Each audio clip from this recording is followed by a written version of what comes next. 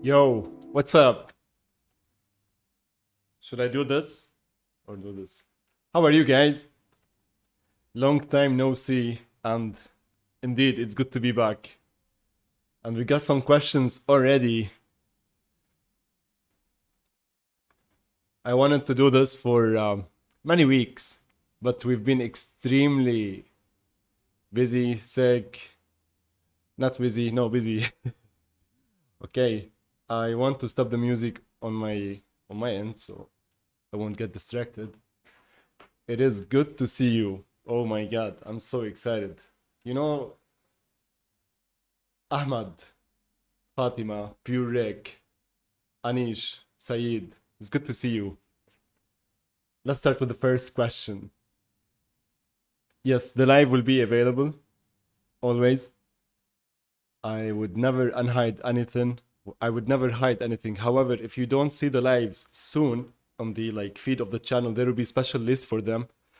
Because guess what? We are officially back. Okay? And videos, so many things. So we'll organize the channel. Join us on Discord. You know why? Because I'm not alone anymore. We have a team, amazing team, and I even asked all of them to tag me when there are problems and questions. So we do our best to help you with wait, I forgot how to speak. So we do our best to help you learning Unreal, Twinmotion, and all that good stuff. So you will find links in the description. So that's like quick advertisement and whatnot. Sign up in the academy. There are some very good news coming soon. You can see the plans behind me. Let's go, guys. Today we're gonna explore Unreal Engine 5 preview. Click launch. Let's take a look at the questions. Hey, Sa Design, Danish, Sarens, Pradeep, Martin. Wow, it feels nice to be back. And there is already 40 of you. I miss you too. Is it necessary to learn a 3D program before using Unreal Engine? Ahmad, that's a good question. I would not say it's necessary because there is a marketplace. There are hundreds of templates and things we can use at the start. However, for the long run, I would say yes, it's absolutely necessary to start to learn any 3D tool to empower how you use the engine, okay? And I would, of course, recommend learning Blender. I am learning Blender. It's free. It's 300 megabytes only. It's amazing. And there are so many resources out there. But this depends on what you're trying to do. So tell us, Ahmad, what are you trying to do with the engine? Jesse, if I don't mention any of the names, sorry, okay? But I will do my best. Javier, it's good to see you guys. M Design, my man. By the way, speaking of M Design, guys, show us your work and let's wish M Design best of luck winning the Punisher challenge. Check this out. Bruh.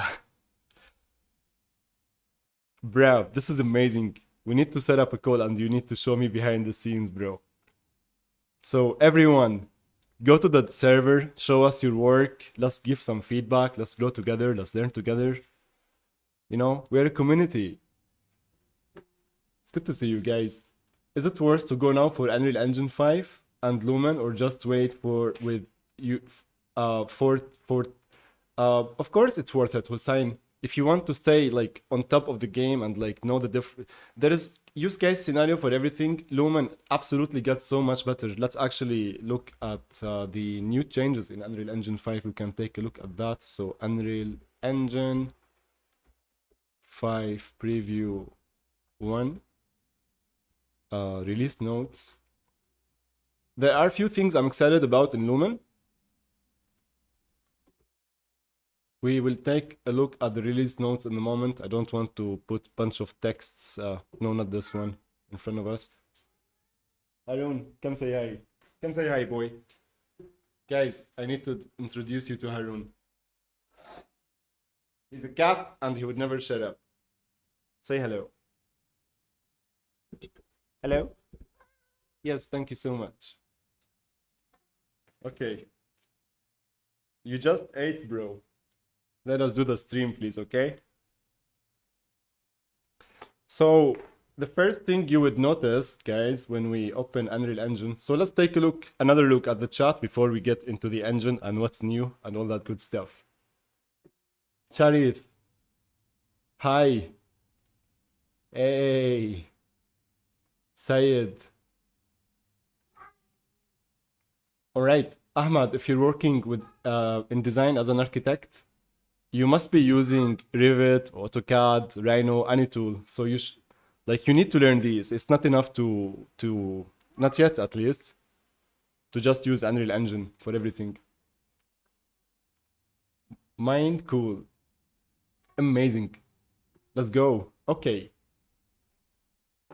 Let's start from the start. When we open the engine, sorry, Epic Games Launcher, you would notice here we used to have UE4 and here we used to have UE5. Now it's news. You know, there is nothing new here except for the news. And in the library, if you don't have 5 preview already, you click here on the plus button and you would find it, download, like nothing really special here. All right, when we click on launch, this is the Unreal Project browser. I'm kind of glad they changed also from architecture, engineering, construction to just architecture. We have a couple of new templates that I would like to explore. I'm going to explore this now. We're gonna see it. And yeah, so this is still neat. I think architecture is getting some love. Data math with not twin motion. SketchUp, there are some nice improvements. Let's explore all of them today, or as much as possible. Let me also sit in a healthy way. So I clicked on architecture, clicked on Artspace. I made a project, and that project is here. Where is it? Unreal. And I think it would start from shot 1. So this is the first time you see this project. I hope you guys are staying hydrated.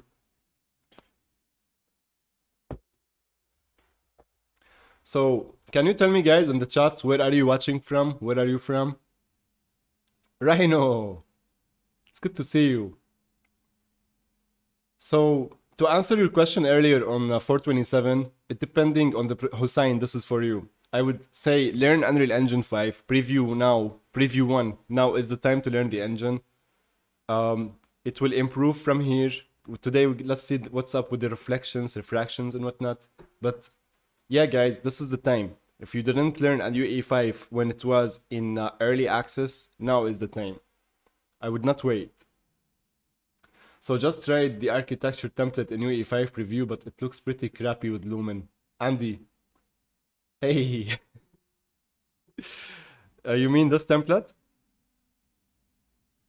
Kinda like it. I like the water.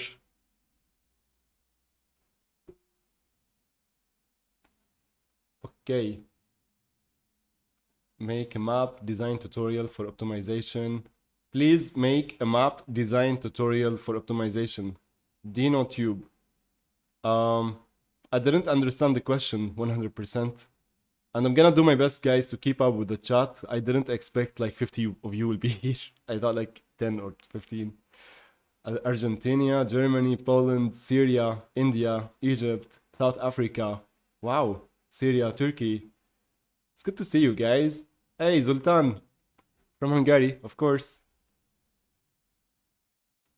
Let's go. Okay. F11 to maximize our view. I'm gonna put the chat here on this type so I can always see it. Just so you know, guys, if you hold your mouse, the right mouse button, and scroll up, you would move the camera faster, and if you slow down, you would slow down the speed. So if we click Alt-P to play this demo, anything new here? No. Technically just a lovely architectural scene, but nothing really special in this template, which is fine, because I think the other templates got the special stuff. But we are not here to look at the templates. Welcome everyone from all around the world. Poland, Wow.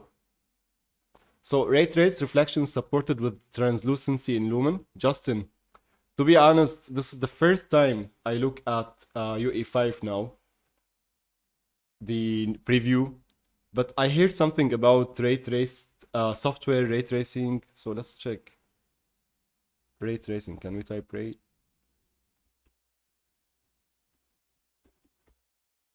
However, you know what? All of these questions are viable.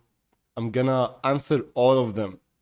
If not in this stream, they will be in upcoming streams or videos. So keep the questions coming. And if I could not answer the question here, you know where to ask on Discord, my guys. I love these questions.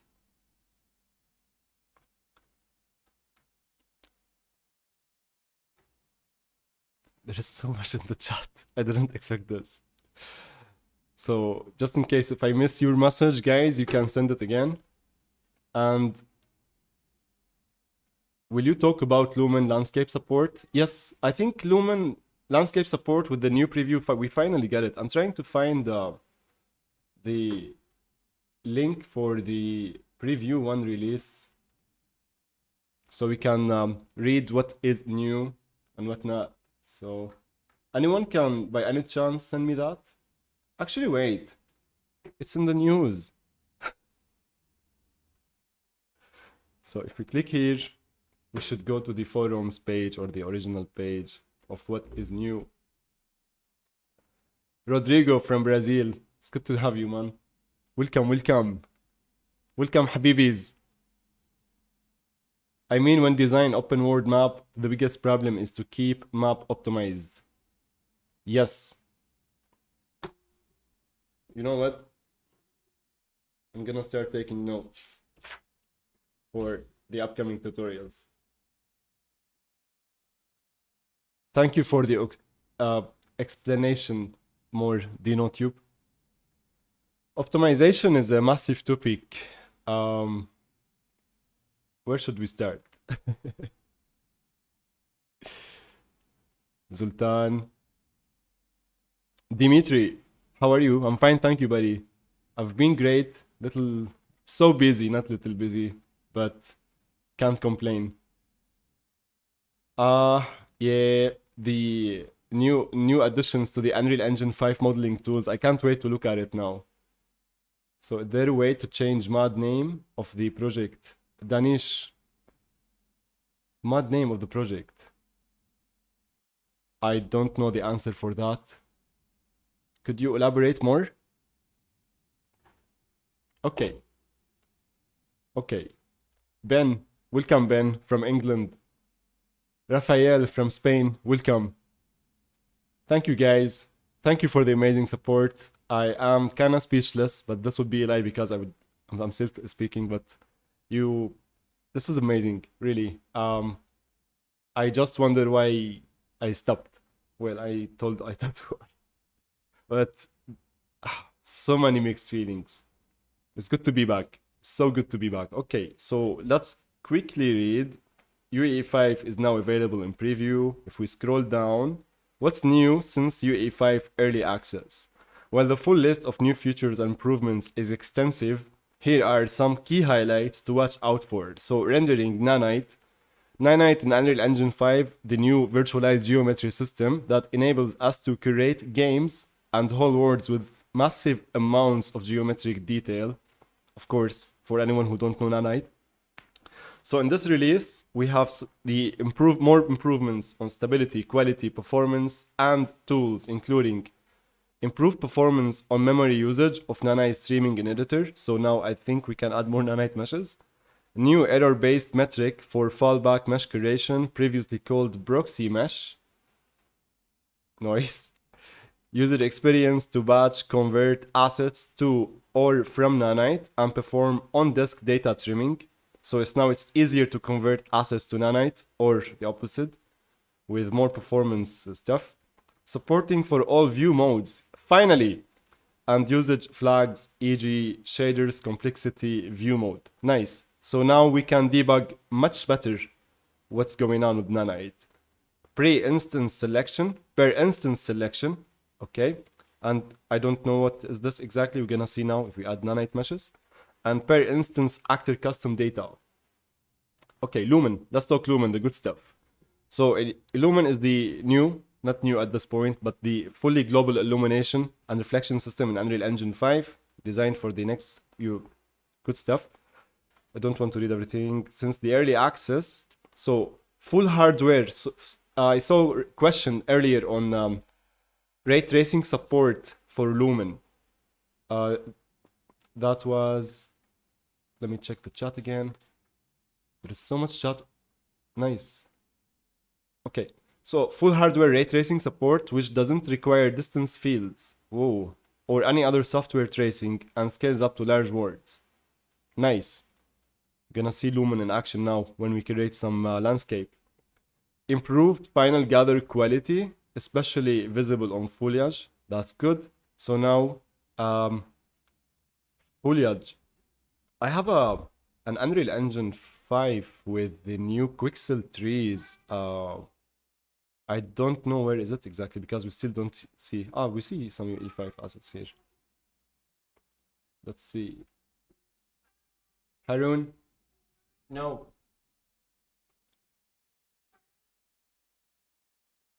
I'm looking for a map with, yeah, okay, there we go. I was trying to record a tutorial just a couple of days ago on SketchUp and Unreal Engine. So let me open this map so we can experiment with Lumen in architecture. And glossy reflections on translucency. This is exciting. Translucency final gather, which improves global illumination quality on translucency. We're gonna see that now in action as well. And landscape support, nice. Virtual shadow maps, overall stability, performance improvements, improved handling for shadow, support for nanite mesh types. Okay. Support for more material types for foliage. Nice. All these changes, all these improvements are always welcome.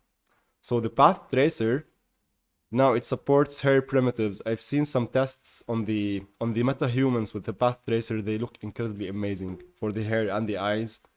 And improvement on sampling, PRDF models, light transport, word building. This is okay.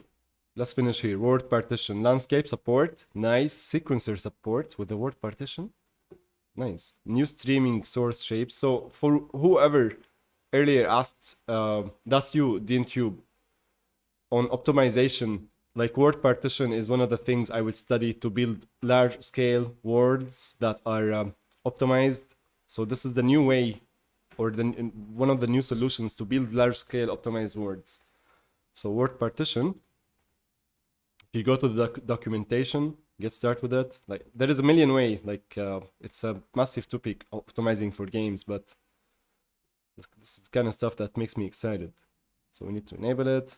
These are for next streams. Let's keep things simple today. Virtual texturing support in minimap. New streaming source. Cool. One file per actor. This will allow people. Yeah, I imagine the whole community or something working on one project. This will be fun. New large word coordinates. This is a new system. I was watching a video just a couple of days ago that would allow you to build like almost an endless world. So this is where it would take the coordinates, like the 0 point, and reposition it where the player is, and would allow you to create a world like thousands and thousands. Where is it? Let's see. I think one of the new templates we should also explore are in the games. So let's go to library, click on launch. And let's click on the chat a little bit. So it's amazing to see people from all around the world. Will you talk about Lumen landscape support? We're gonna take a look at it now, see how Lumen. Maybe you can open the early access. Should we do that? So I'm gonna close this. I have another project open. Did it open? It's still opening. It's compiling shaders, classic. There is not enough videos out for UE5 yet. If you stuck with the new bug, it's gonna be hard to solve it. Hussein. That's true, but there are people who are putting some amazing videos out there. Let's see, one of the channels I really like, and he's making some nice tutorials on UE5. Let's see if he can. I can't remember the name, but I'm hoping that YouTube recommendations would recommend something. Okay, guys, can you hear Harun in the background? Is he annoying? Yes. Where you are? There you go. Stop, bro. No. So we have improvements on the animation control rig. Ooh. Wow. He wants to be famous. I don't know. Say what you want to say. Or just stop. Do you want to be here? Okay. He wants to play because I was playing with him before the stream. Okay, he don't want to play. What is your game? Stay here. Distance fields. Okay, I'm gonna close this page. Let's see here in the games. Do we have any new templates here? Here is a template for the new open world tools.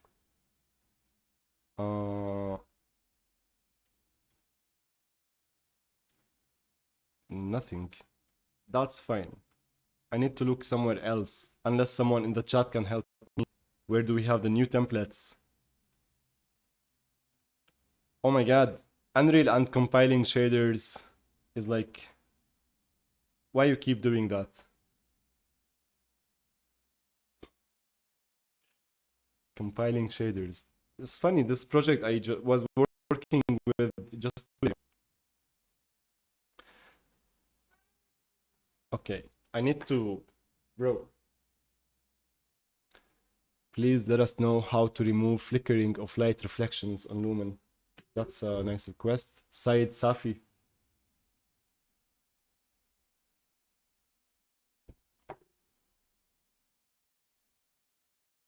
I'm following you on Skillshare. Hey, Ahmad. Nice, man. Ubaida, my dude. Habibi, Mohsen. Let's, I'm reading the chat while this opens. Technically, the stream didn't start yet because of the shaders. So I'm opening the other project one more time. Malware bytes, please go away.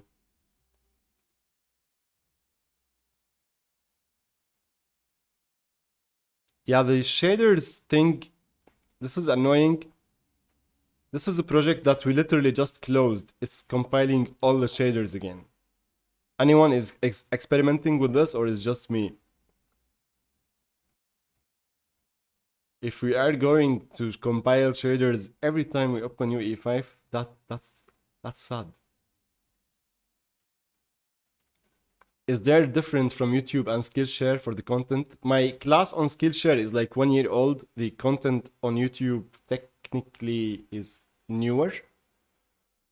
There will be a new update coming for the Skillshare class soon for UE5. There is also massive update coming to the VR Division Academy.com website on the original full master class. That is actually why we have been busy. If you want to take a look at the upcoming tutorials, guys, been working like for the past 12 weeks minimum on like all the new tutorials. And if you want to be part of this, go to vrdivisionacademy.com, sign up. I will email everyone with how to sign up for the upcoming class. It's a mix between blended learning, like videos, and live sessions that are hosted exclusively on the VR Division Academy Discord server. But there is a lot on the way. Question, Ben. If you export Blender file to Unreal Engine using USD, will it retain materials? Technically, I never tried that, but with universal scene description, that's what USD is, it should retain materials, no? We can do that test. So USD to Unreal Engine. I've never tried exporting to Unreal Engine USD files. I did it with the NVIDIA Omniverse. But that is an interesting question we can try with the Unreal. So, Gabriel, hi. Good morning. Boom dia. Ricardo, good morning, good morning. Peter, welcome. For some reason, I can't download Unreal Engine 5 preview. It doesn't show in the launcher library. Okay, I'm not sure if I encountered that problem, but I heard some people encounter that problem. And your boy Winbush, I believe he made a tutorial.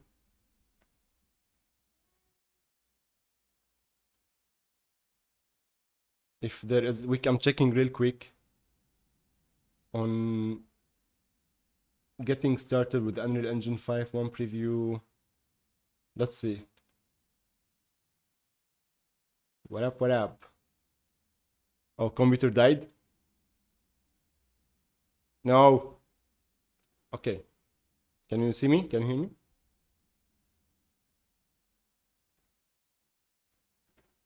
Yes. 2 projects loading. That's kind of tough on the machine.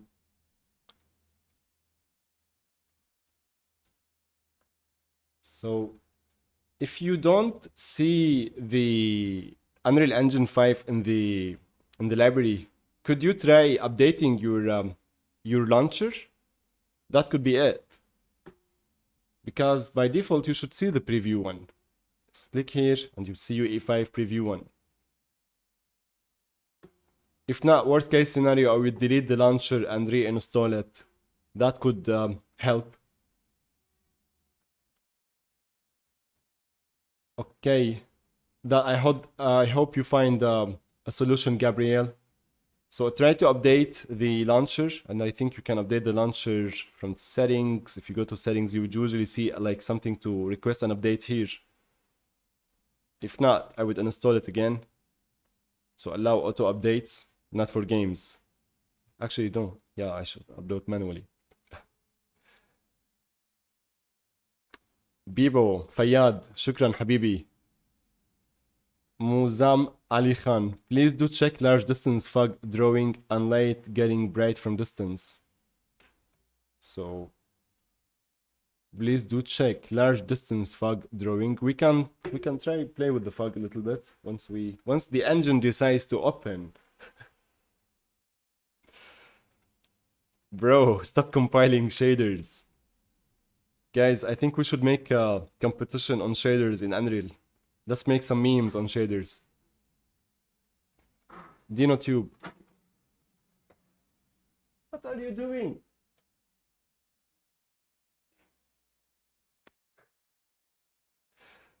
Good morning, Amal. Wow, long time no see indeed. It's good to see you, man.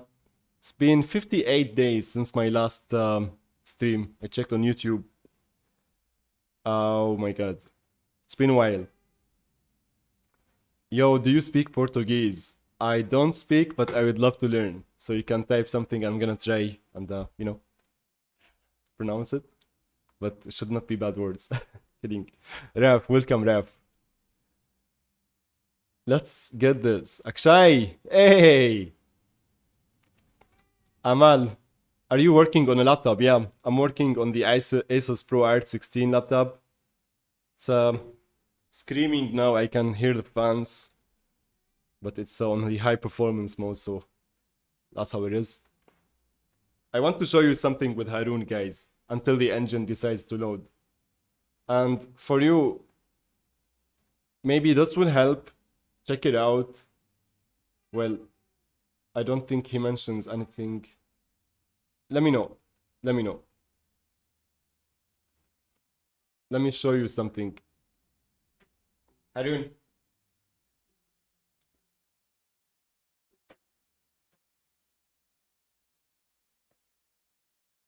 He usually have a cap that is smaller than this, but let's try. So, can you bring it, boy?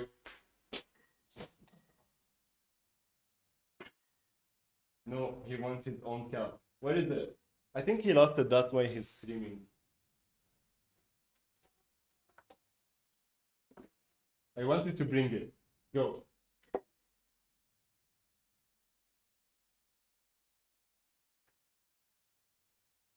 Can you do it?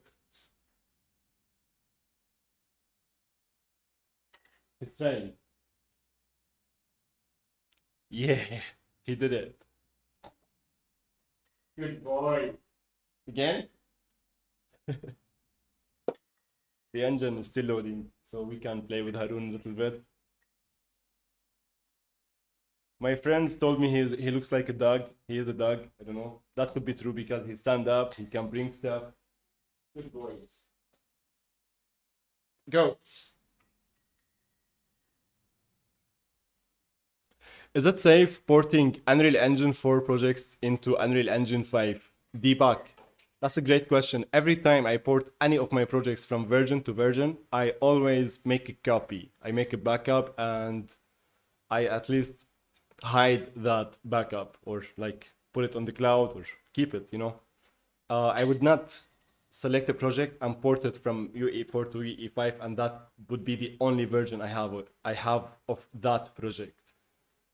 Hey, good boy. Hey, Brad.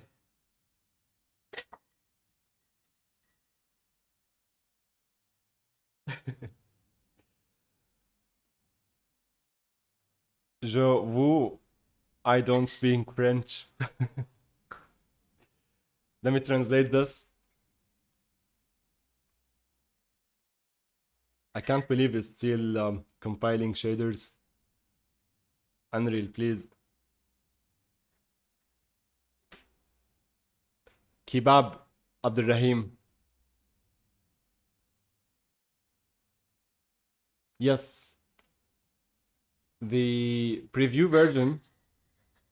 Whoa. I waited for you. Thank you, man. Kebab. Let's go. I'm using Google Translate.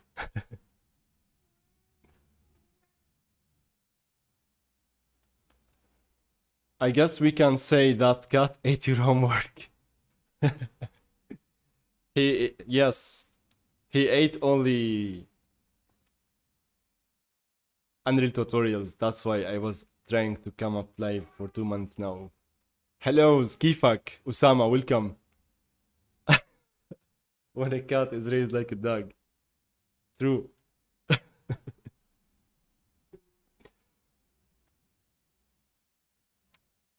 Unreal, why you do this? The moment we decide to go live,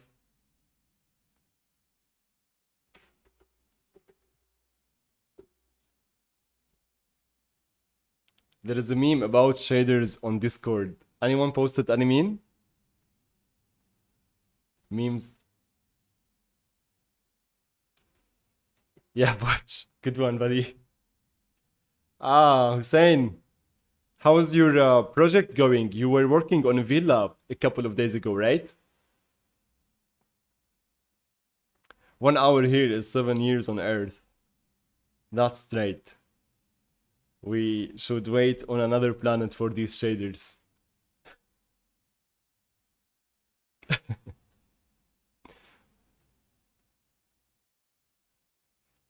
My favorite songs. Hello from Indonesia. Welcome. Welcome, Habibi. Rapid Fox, welcome. Arc Javier, is UE5 necessary to build in illumination if you use spotlights? So in Unreal Engine 5, you have Lumen, which is a new global illumination system. And if you are using Lumen, there is no need to build any lights. So you can use spotlights, you can use anything you want.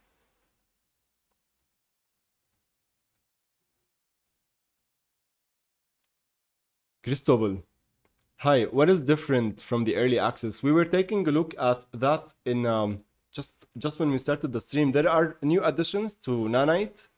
So I think we can see it from all viewports. There are new additions to Lumen. There is landscape support. There is transparency support.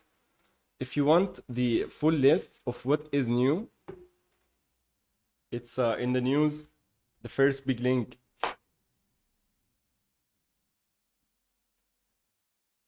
Let me stay hydrated.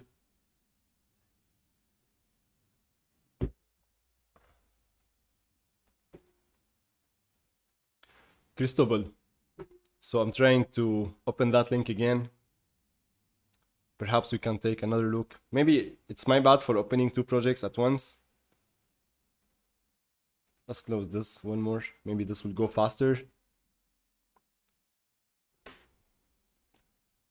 Let's see if any processes are on the side. 100% usage of the CPU. Yeah, the BC is literally dying. I got this project that I wanted also to export to have fun with as well. Maybe you can close Max for now. Nice, Hussein. I look forward to seeing your work, buddy. I am looking forward indeed. Did you make the multiple maps for multiple floors? How's the optimization process going?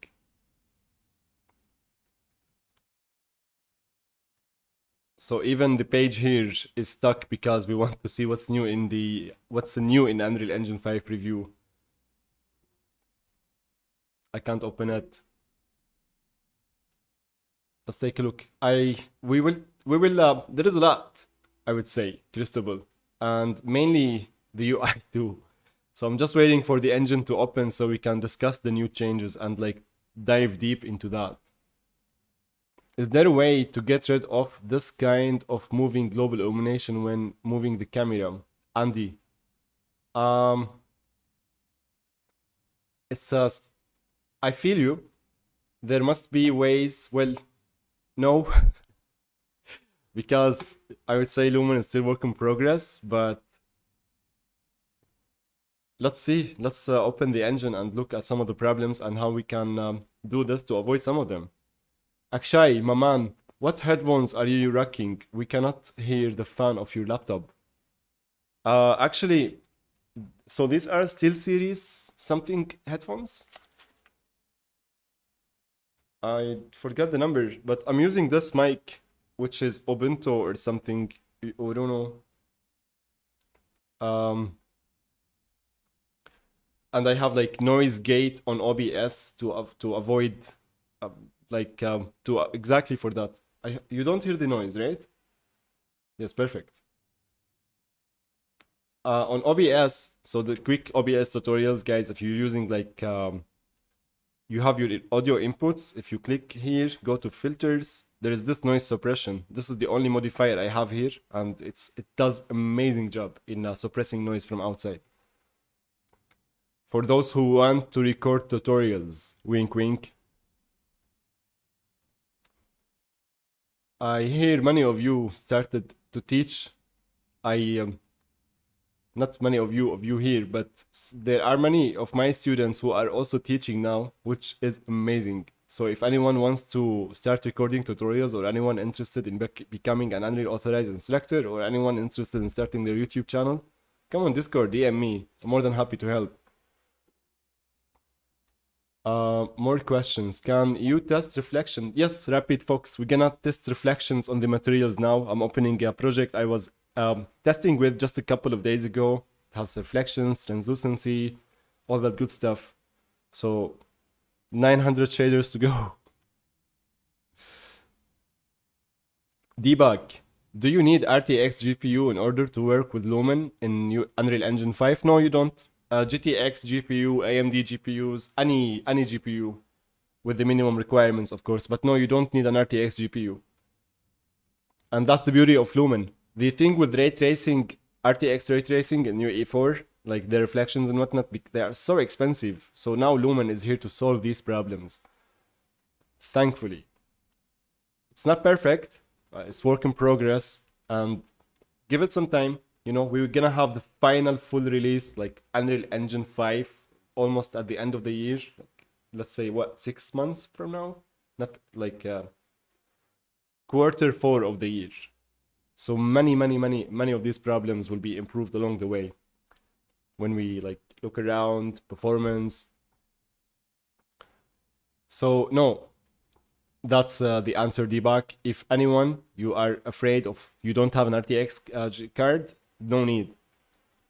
Just go for Unreal Engine 5.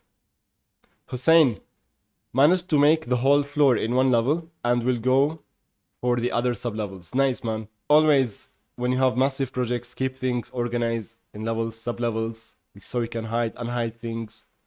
And of course, when you are building layering on your project, you have multiple levels.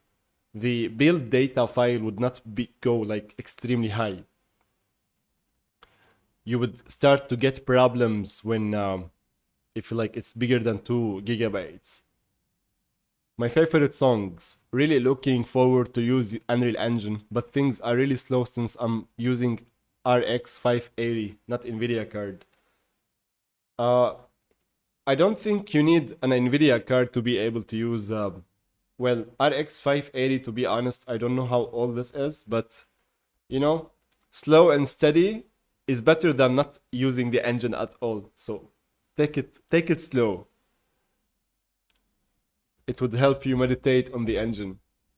And my first, in 2015, I had, what, 750 something. So it's okay. You gotta start somewhere. And you upgrade step by step. Yo, Chris, guys, say hello to this guy. If anyone is taking good care of the Unreal community here on our Discord server, it's your boy Chris. He's not online now. Why you're not online, bro? All of this, thanks to Chris. So if you have also any feedback for us on how we can make this place better. Oh no, more memes. I didn't see that. Yeah, post your memes, guys. Compiling shaders. Still compiling. Yeah, man. Guys, Chris, Habibi. This is the true Habibi. John Ronald, I like your tutorials. Thank you, man. I'm glad you like the tutorials. I'm glad you're finding them useful. And this is the time now, because we're live, we're here. While we're waiting for the shaders, you can tell me what type of tutorials you want to see, guys. Let's start with you, John. What are the tutorials you like? What are the tutorials you don't like, if you want to give me even better feedback? And let's take a look at this meme. So, spent 5 years learning about light bake and GPU light mask. Now we have Lumen. This is a good one, Vicky. And I'm not gonna do this to myself, but I think I came up with this meme when I made the Lumen tutorial 8 months ago. If you want proof, you can watch my Lumen tutorial. You will see it somewhere. But I love memes, guys. You notice, like, memes are everything. So if anyone have Unreal memes, especially for shaders now, because it's the topic of today, let's put the shader, let's put the memes here. And also let's do this. Yeah. Make memes competitions as well. Alt Control Delete, Alt 4, kill. Peter. Vimal. Welcome, Vimal. Vimal Kumar. Hi, I hope you're having a good day, buddy. Hussein, I did the optimization on 3ds Max for the polygons. I got the file from 26 million to 5 million. Wow. My man. On your grind. Bruh. After all this waiting, now you tell me you failed to load the map?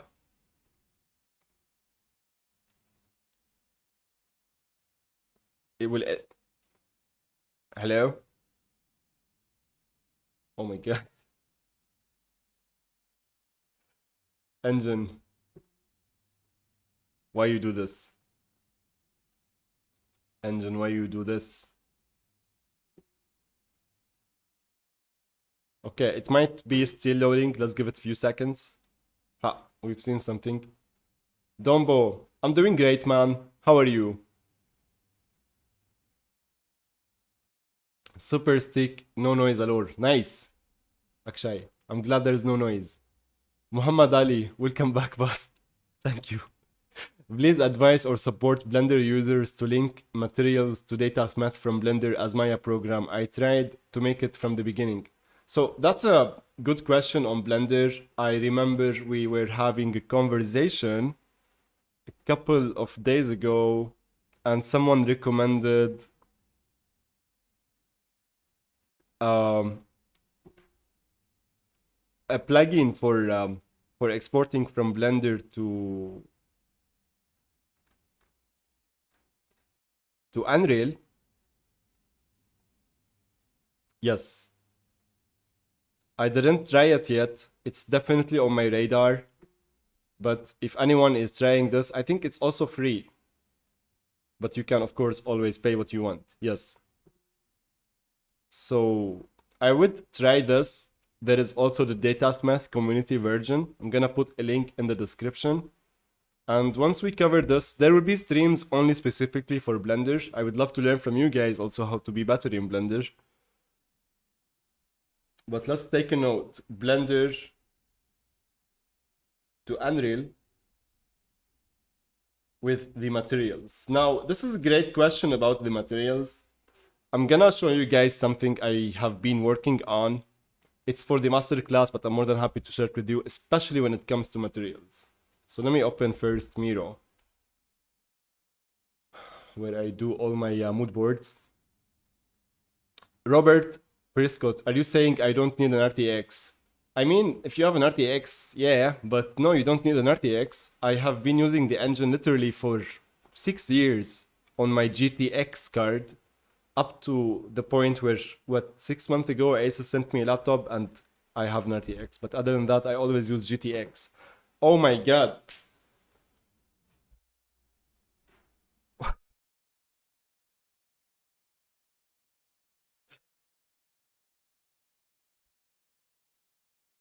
Yeah, guys, this is why I would stick to UE427. I'm just kidding. But if you see, I didn't expect this.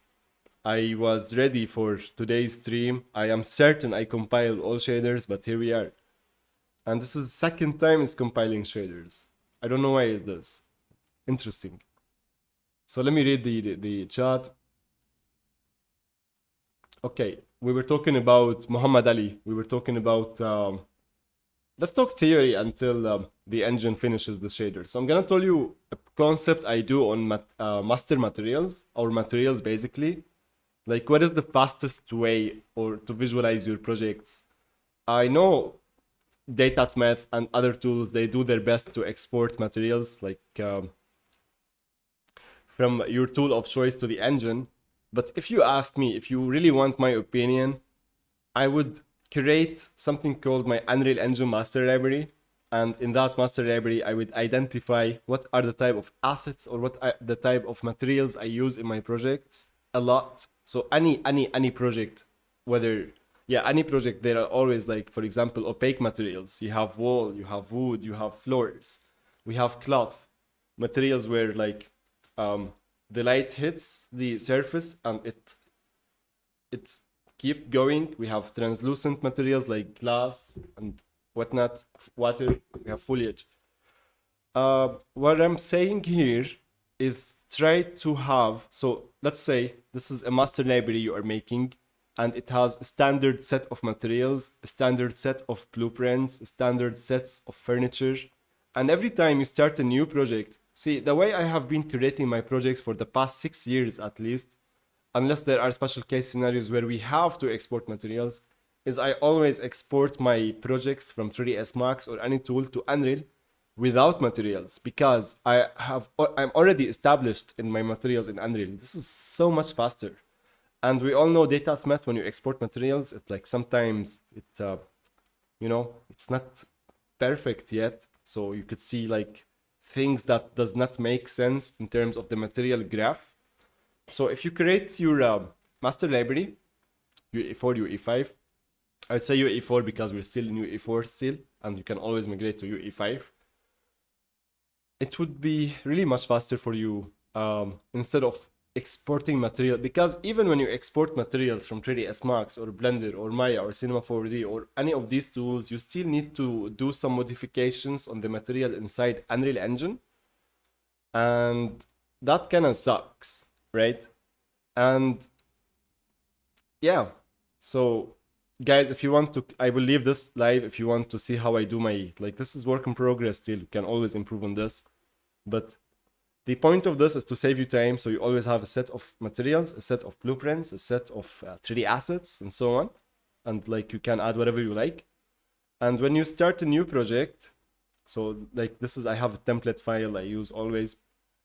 There's so much on the way, guys. I'm so excited to be here and to be back. So when you have a new project, let's say you're using Blender or Max or anything, you always have, you know, the unit setup, the layers and all. It's yeah, that's how it goes. It's like a circle.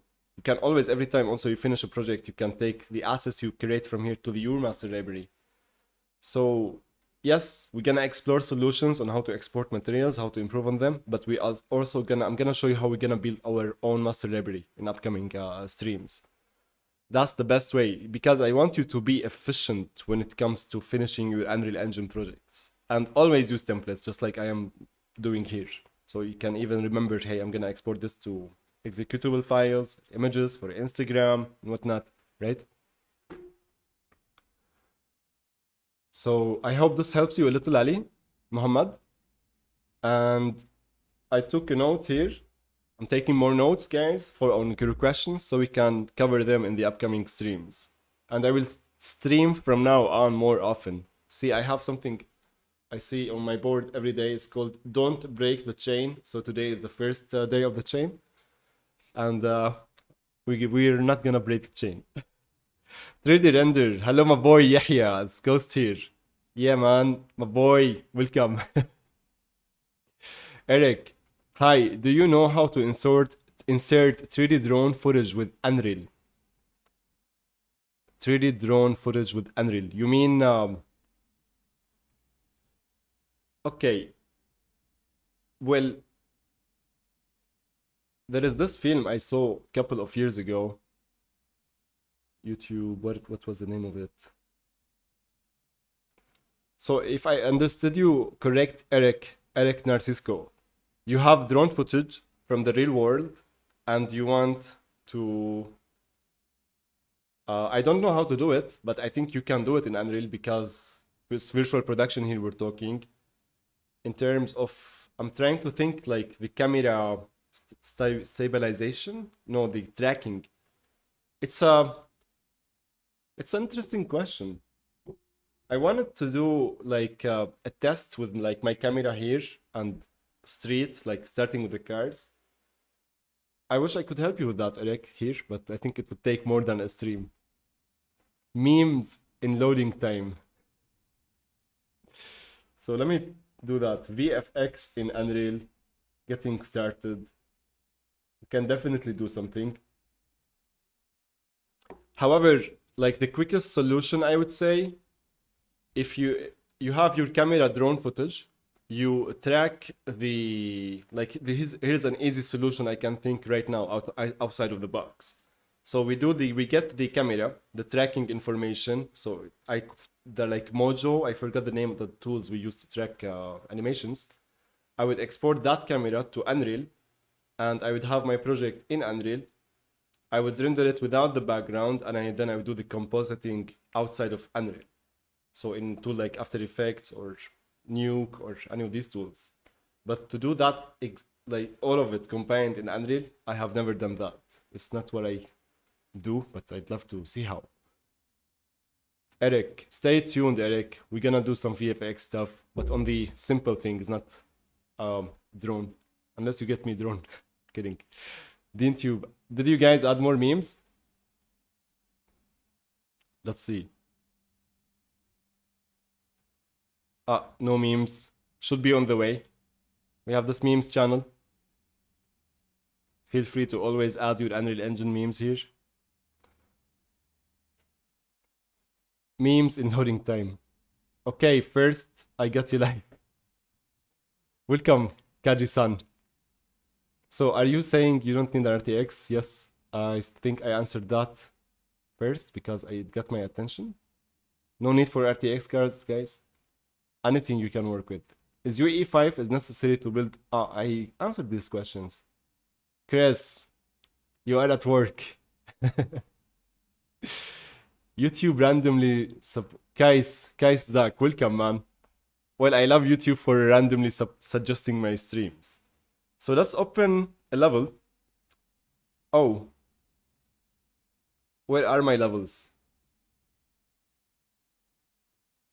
I think Unreal deleted my levels. We've been waiting for the shaders all the time with and so the Unreal would delete the levels. So yeah, right click, arches. No, this is not the arches default. UMap. Okay, there is no level here. And there is no archviz empty.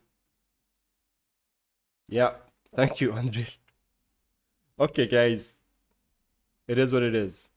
I'm gonna close this. Okay. Pink Lava House. Projects, PL House, maps. Bruh. Anyone having problems with the levels in the engine? Because that's weird. Well, that's what it is. It's okay. Let's launch a new project, but I hope this time it would not pre-calculate everything. All the shaders. Mijo, good job. Thank you, buddy. I don't know why I'm putting these here. They just make me warm, but there is no music, no nothing from here. Sweet. My ears hurt.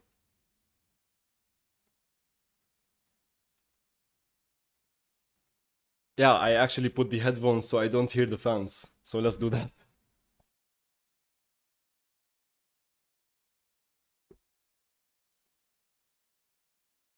Kaji-san, I worked with Lumen through the year, but figured out two issues with Lumen in general. Somehow there is a weird noise here and there. That's right. Reflections seem quite bad. Any ideas? So reflections were not supported, or like they were not the best. Sorry, where they were not the best in the early versions we had with Lumen. But now with the preview version, we hopefully should have better reflections. There is a tutorial I did a couple of months ago on some console commands that we can use. Okay, so VR division. I'm gonna send you a link to that tutorial on how to deal with the noise at least. And for reflections, we're gonna see what's up now. Okay, so I'm gonna open SketchUp to export a project so we can take a look at it. And for that tutorial,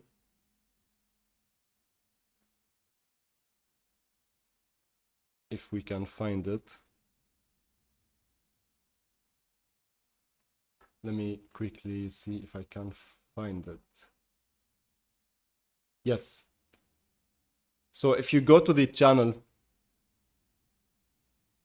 there are these two tutorials where I go with Lumen, some console commands and whatnot. And I think this one I go a lot in how to fix the noise and whatnot. So Lumen. More. Okay.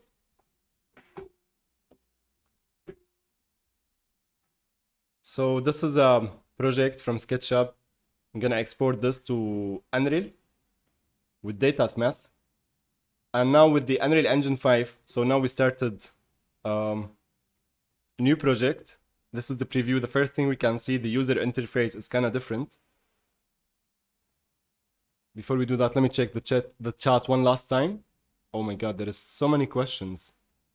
Okay, here's what I'm gonna do. I'm going to do the following. Because technically I didn't preview anything in Unreal Engine 5 and it's been like almost an hour. So let's talk about Unreal Engine 5 and I'm gonna read the whole chat, but there is a lot. It's good to see you guys. Eric, thank you so much. Okay, so I'm here in the chat and you can see how much there is. So I'm gonna get to you guys. Thank you, all of you. Habibis. Let's get into the engine, okay? So, Unreal Engine 5 preview. This is the first time we open it. We started from blank template. And here's a new map. This is the first thing we see when we start from a blank template in the architecture template, okay? I chose architecture because we have data.math enabled by default and some other plugins. You see, like there is a sharpness applied and whatnot. This would just immediately make our architectural projects look better. Now, let's talk about the user interface real quick. We have the 3D viewport, nothing really changed. I kind of like these colors now. We have the outliner, the details panel, and I noticed we have these in the details panel. We're gonna take a look at them now. And the editor modes, these guys, they used to be here in Unreal Engine 5 early access. Now they are here, and I love this. I think this is way much better. And we have also by default the modeling tools enabled. That's dope. And here's the create menu. So we can import content. We have Quixel Bridge. It's also its own panel now. Let's do this. Allow access. Hi, it's programmed on Node.js, no JavaScript. It's the first time I see that. Nice. And we can put Quixel Bridge on any of these windows. And that's amazing. Right? So it's like part of the engine. Next to it, so quick click on, if you hover your mouse, we can quickly add to the project. So again, importing content, Quixel Bridge, the Unreal Marketplace, the content browser, we always have up 4 to it. And we have focus content. What is this? So this is when we press Control Space. It's also here. Focus content browser. That's nice. And we have data math. We have file import, and you may notice this. We have direct link import, and this is what we are gonna try now. I'm gonna show you how this works. And this is really nice, but it's not ideal yet. I still have my old school ways, but we're gonna try this now. Direct link from SketchUp to Unreal. Place actors, we have everything the same. Basic lights. This menu still disappears sometimes, I mistake, but that's what it is, right? Okay, we have the blueprints, we have the sequencers, we have to playing the game, and we have platforms. So nothing really new here. Now, if you go back to SketchUp, if you already have DataMath installed on SketchUp, we have synchronize with direct link and toggle direct link auto sync. So I'm gonna click this guy. Actually, I'm not gonna click anything. Like, let's just keep things as they are. And now inside Unreal, if we go here and we go to DataMath, we click on direct link import. It will detect that SketchUp is open, and it will detect, you know, we can you can click this if you don't see SketchUp. I don't know the direct link with what other tools. This is a question for me actually. So I want to discover direct link with what else it works. Is it just SketchUp, or do we have other tools? So direct link with what? And I'm gonna put a timer. This timer is for me. Just like make it 15 minutes where I would not shut up talking about the engine. After that, we can take a look at the chat, okay? I'm gonna select this now. And it would tell us, hey, where do you want to save this? And you know me, guys, I always start a new folder. I have the same folder structure where I do _ projects, so it's always on tab. And new folder here, let's call it Pink Lava House, it's called, or something else. So PL House. That's not house. Why can't we rename PL House? I'm not mad, I was hi. Okay, high sound. Then maps and DT for DataMath exports. I'm gonna click on DT, click OK.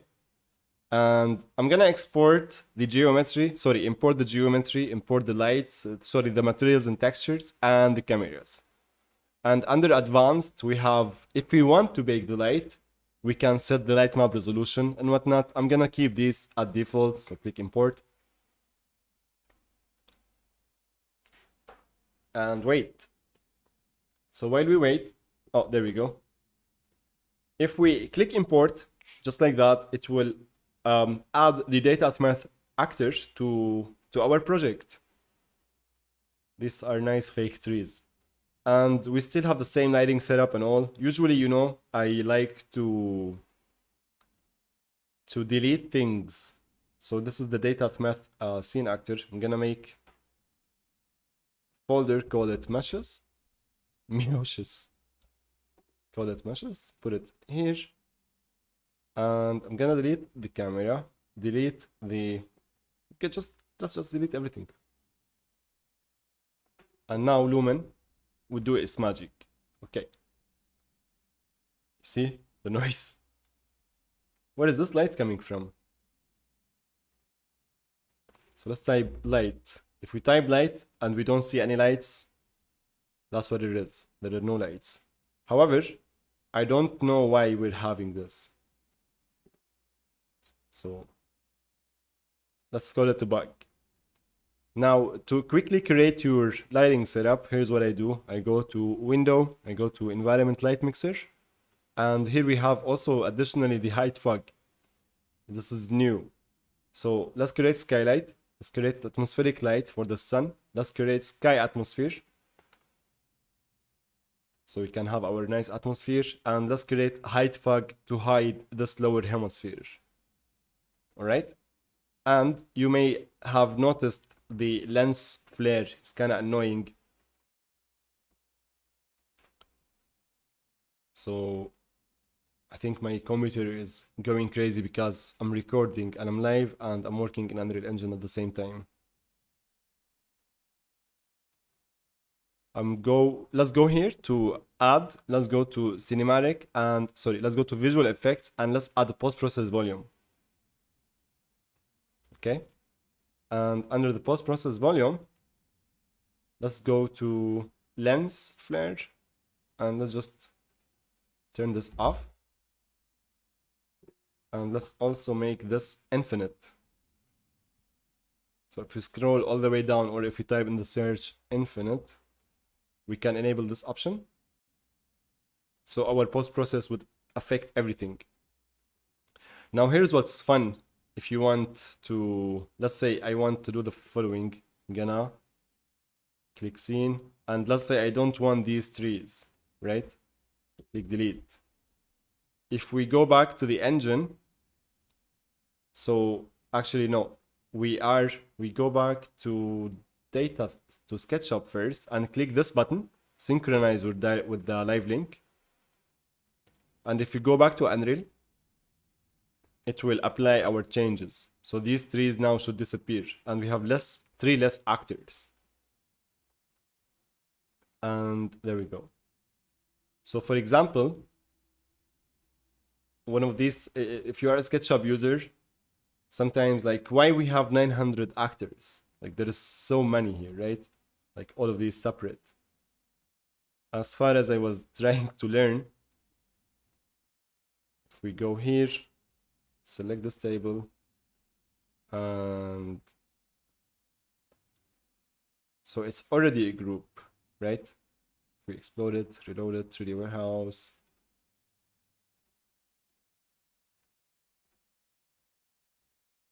styles, scene. I'm such a noob in SketchUp.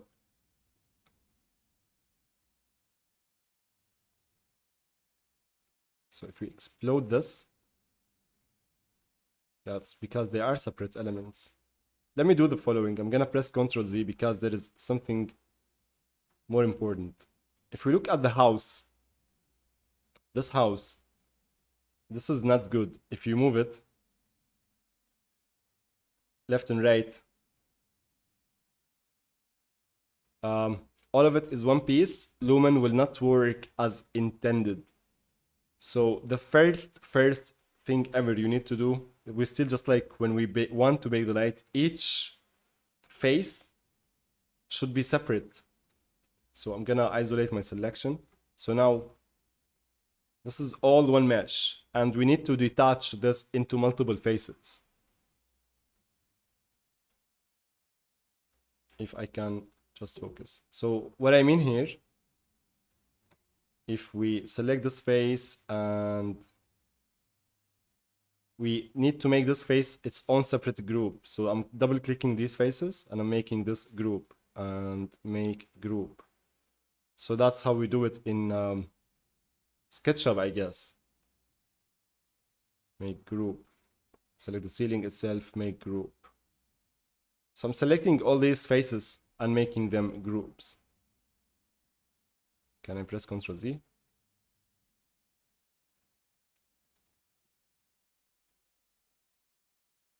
Select this, make group. You know, you can spend time doing that. But if you want for Lumen to work as intended, we need to separate our projects into pieces. And now if we click recompile or resync and we go back to the engine,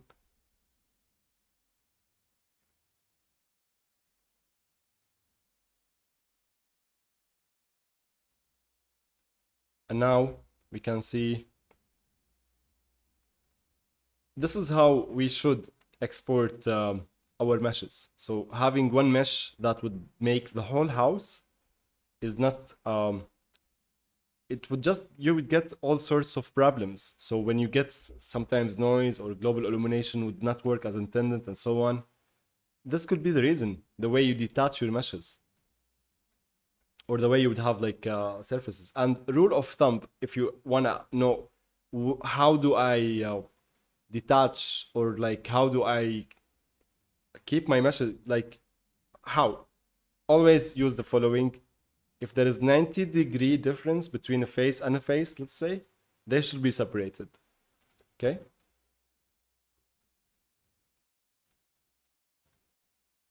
Okay. Now, when you create your lighting setup and now there is something wrong with the skylight, I don't know why exactly, but I mean I know why, but if it's not working as intended, go to the skylight and just enable this real-time capture and disable it if you like, but yeah, keep it enabled so we can have the skylight affecting our shadows, so they would have the color of the skylight. And now, this is why I don't like exporting materials from data with data math, or if we open now any material. So now let's open this, let's see translucency real quick. I don't think there is anything translucent here. I'm double clicking the material. So I double click this object to open the material instance. And I double click the parent to open the parent material. And let's see. So we have translucent glass gray, we have a base color, we have opacity. And we don't have anything else for the refraction and whatnot. So where is our material domain? Translucent. So opaque, mask, translucent. Translucent should be translucent, and cherry model should be the same, default let. Yes. And where is it? We have some, we can change the type of like lighting translucency.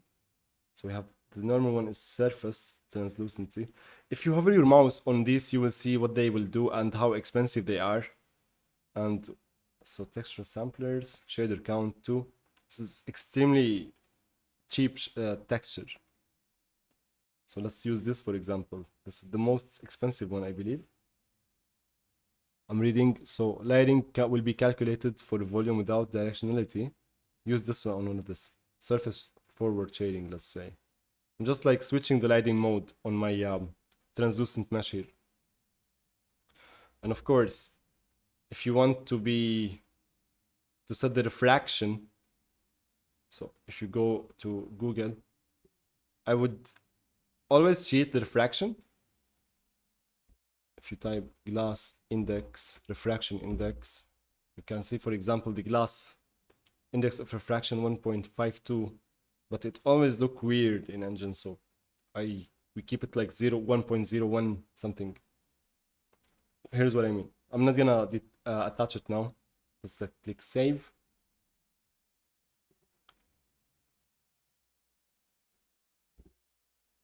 Staying hydrated.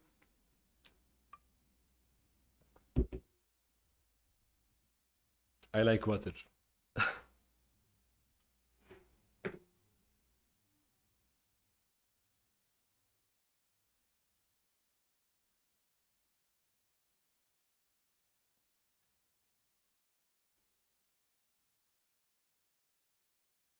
Let's wait.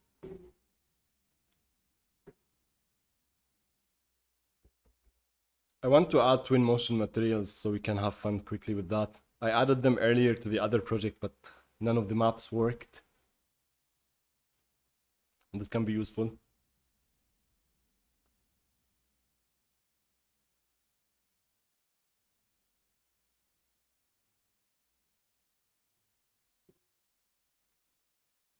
So while this is loading, we can take a look at the chat. Oh, wait.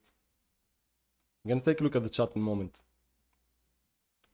So I was creating the shader just a couple of days ago as a test.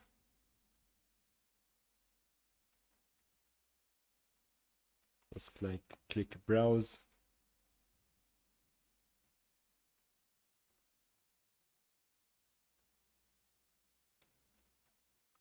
And oh, we need to save the project too.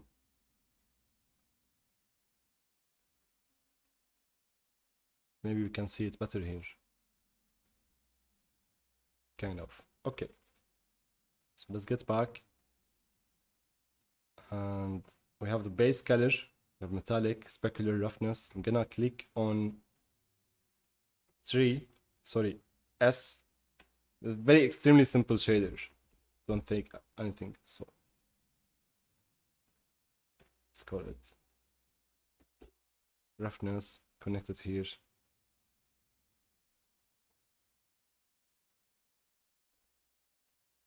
If you want to go fancy, let's see if we want to type what material nodes we have. Let's call this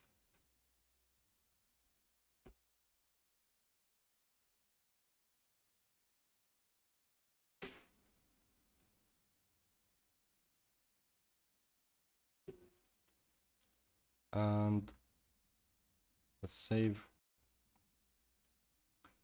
For a glass, we can still cheat it. And here is something. We're gonna borrow from the twin motion materials.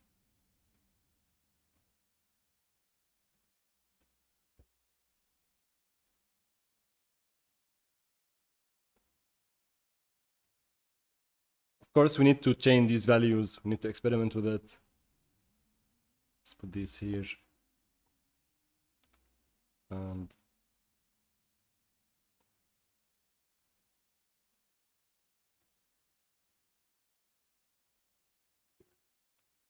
as for the base color, I don't know why we have this bright color. So let's go slightly towards the black, and then we can like tint it a little bit if you like.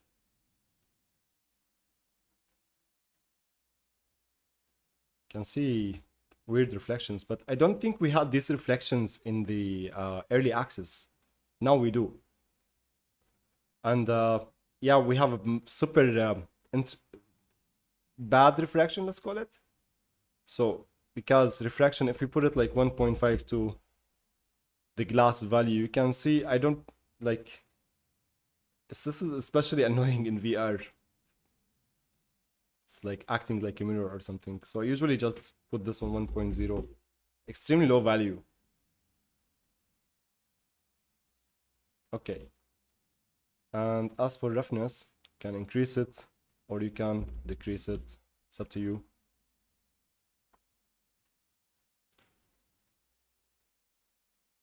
Oh, the timer finished. Time to take a look at the chat real quick. 15 minutes, just like that. I can't believe it, man. Time goes so fast. Okay. I like end-to-end architecture, interior lights, and some time-lapse videos. You get it. You get it. I asked earlier, like 15 minutes ago, what type of tutorials you guys want to see on the channel soon. So if you want to make a request, I'm reading now. I'm taking my notes and I'm gonna make them. Some work samples in show work in progress. Hey, Hussein, did you upload something to the server? Let's see. From the project you're working on. Yo, nice. Nice, nice. I would add some lights here so we can have, you know, like the effect of the lights are on. Same here, but this is so nice. So that's directly from DataSmith to Unreal, right?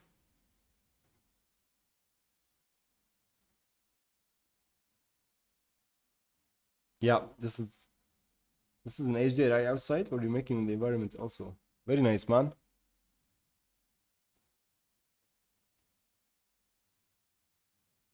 Yo, good progress. Good progress. Good job, buddy. I look forward to seeing the final project. Nice. Okay, let's continue. Chat. Pixel, I've tried enabling path tracing, but it doesn't seem to pop up on the view mode. I'm using GTX, was wondering if you know the solution. I still need to get used to the UI here, but let's... what version of the path tracing? Is that UE4 or UE5? So let me add that to the list. Path tracing tutorial. However, there is a tutorial I know of. You may have seen it, William Fauché. So your boy William, 6 days ago, he made this amazing tutorial on nighttime exteriors. You would learn, I learned so much from here, guys. It's very good. And there's his tutorial on path tracing.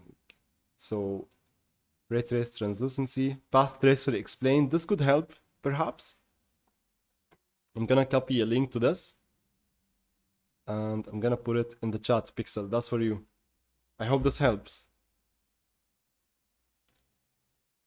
Bodaj, hello, welcome.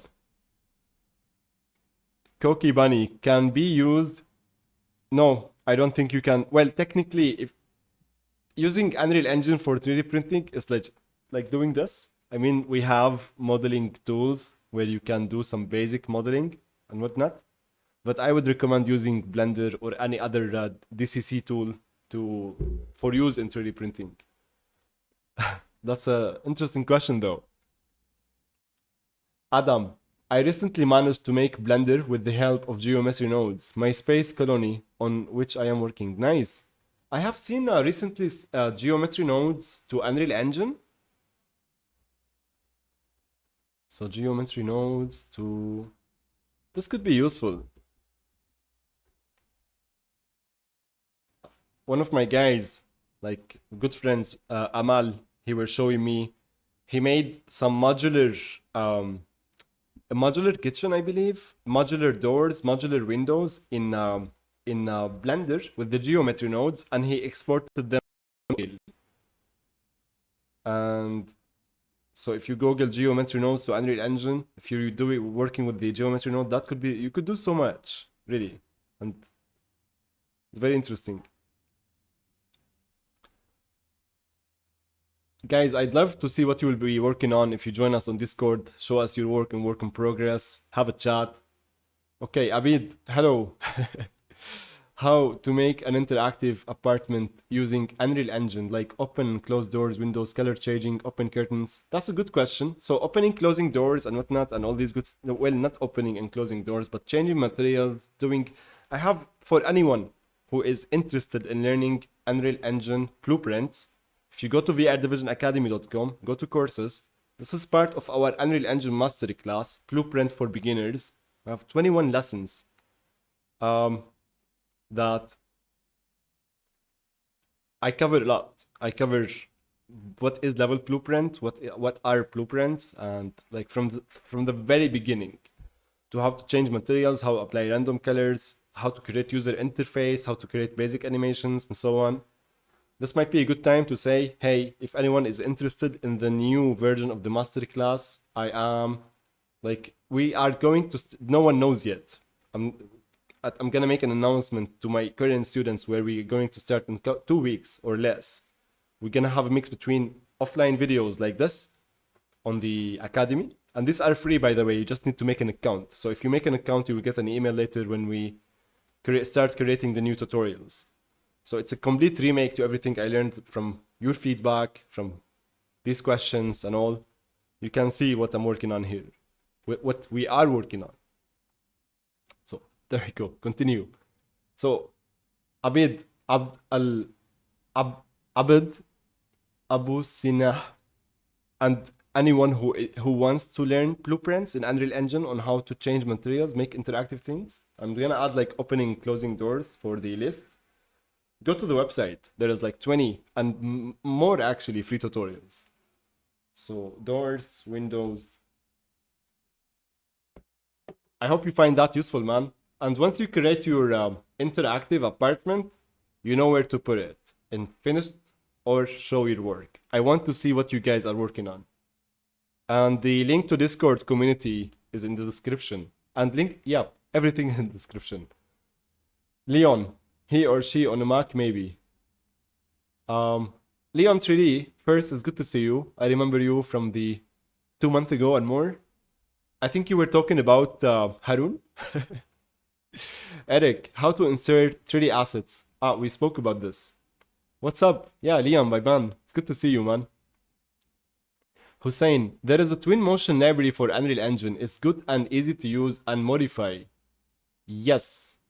And I wanted to add that library. So for anyone, that's a great suggestion, Hussein. You brought this to mind. So if you go to Marketplace, guys, and you want, so let's go quickly to Marketplace, and you want to get started real quick with materials and all, like if you don't want to change the materials and experiment with just like Muse, whatever is doing, and if you want to replace these low quality materials and all, and you are, let's say, a beginner, if you go to the Marketplace and type here twin motion, there are boats, there are cars, there is the twin motion exporter to Unreal, and there is also this pack of 500 materials for free. So there is brick, there is glass, there is a lot, and we're gonna explore this now. I'm gonna add it to the project. Let's go. So the name of this project is my project. Let's do my project. And if you add something to Unreal Engine 5, it's not here, you can't see it. Here's what you do. Just click on show all projects. Boom. And here's my project. You will get this error. It's telling you, hey, this map or this asset is not compatible with the current version. You can click here and just put 427 and it should work. So let's click add to project. And I hope I don't run out of space because I am running out of space. Lider. Oh, sorry. Or he is probably talking about typical tracking. Yes, I think that was the question about Eric, right? Kaji-san, welcome, buddy. Chris, you would import drone footage as many pics into Capture Reality, also owned by Epic, to create point cloud, and then import that point cloud into Unreal. Okay, was that your question, Eric, on having a drone?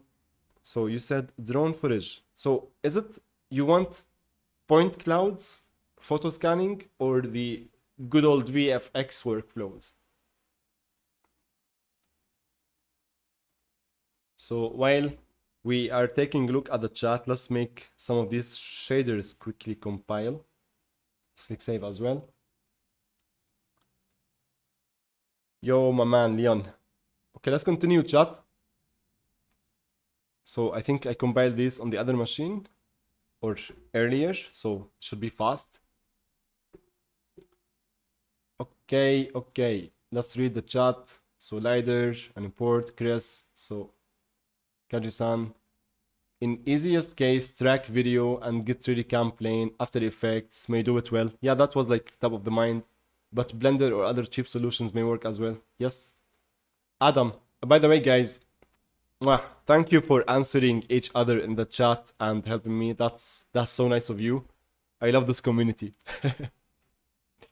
Okay, Adam, to do this, you must have global coordinates in Unreal Engine, the same as the GPS data from the drone. That's more complicated, but I mean, here's an option as well. but it's for Unreal Engine 4. Have you tried Cesium? There is also free demo. Why import drone footage when you can import the whole planet, right? So you can sign up for free, and you can really like import the planet. It's precise, it's open, it's all that good stuff. So this is one good solution that I think we should cover in the upcoming streams, guys. What do you think? If you like the idea of this, say yes in the chat.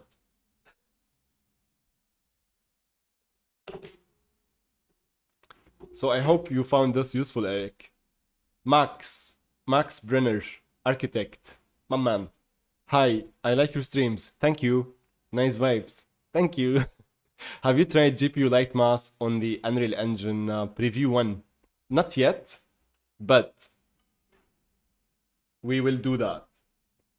However, I am afraid if we enable the GPU Lightmass now, we're gonna spend another 10 days compiling all shaders. So let's see, I don't think it's enabled by default.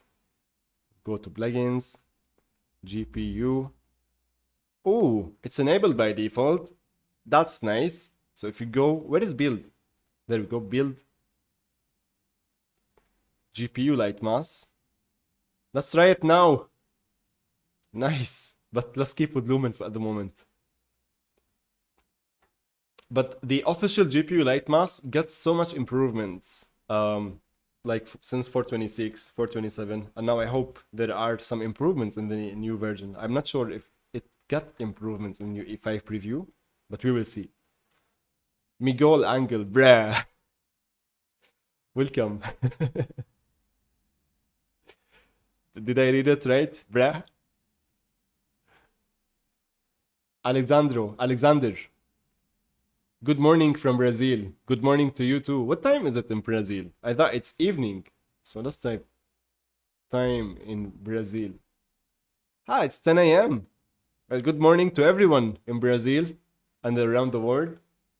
Where are you guys watching from? So if any of you is new here. Good morning, good morning. So I would like to know if there is any problem opening a project made in previous version of UE5 in the new version. Let's try that. Let us try that.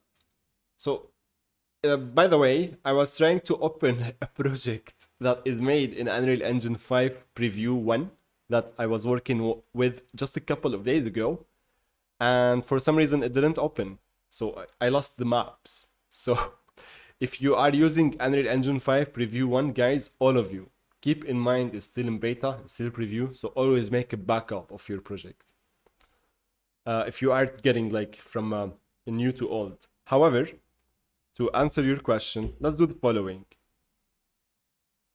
I have classes, class 1. Is this a small or big project? Let's see, because we don't want to spend 10 days compiling shaders. Yeah, this will take a while. Let's see, I have the master class.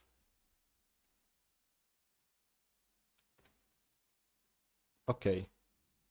I think this is a small project. Yes, let's do this. This one is for testing. So I'm gonna right click, go to switch Unreal Engine version. 5. What 5 of them? Because we have 2 5s. I have the early access and I have the preview one. Okay, we can UE5 UE_5. So this is the early access and this is the Unreal Engine 5. Click engine, click build. Select the Unreal Engine installation. Should we do this? Could be. The project requires static mesh. Yeah, okay. So this is a message. We used to have something called static mesh editor. When you click on a static mesh, well, we still have static mesh editor, but this guy used to have the modeling tools inside it, and it was like additional plugins. So it will tell us, hey, do you want to disable this? So let's click yes. We don't want it. And let's see. So this is a project I made in 426 or 427. We're opening now in Unreal Engine 5 preview. That's for you, Alexander. And let's hope it works. Kaji-san. Good stuff. Broklo. Yo, are you still in Istanbul? Broklo, yes, I am in Istanbul. And stay tuned, guys. We're gonna make a new channel here. Just a couple of weeks ago, I asked the community in Istanbul if they are down for a meetup, like real life meetup. So if anyone is in Istanbul from you guys, just I think we're gonna do it this month. I'm not sure when yet. It will be on the weekend and it will be around Shishli, I think. So let's drink coffee, right? There will be a meetup, and this will be the first of many. I like meetups. Actually not, but the shaders still compile overall. Reading chat. Take it easy. So, Akshay, would you still recommend using GPU Lightmass Lushwang for UE4 26? I think it depends. So what I like about the new GPU Lightmass, so here we are again compiling so many shaders. Let's keep it compiling shaders. So in the GPU Lightmass, the official one, the reason I would use this over Lushwang GPU Lightmass is that we have the volumetric light map. So when you have movable objects, like you want to open doors, close windows, like anything that is movable, I think Lushwang GPU Lightmass would not calculate the volumetric light map.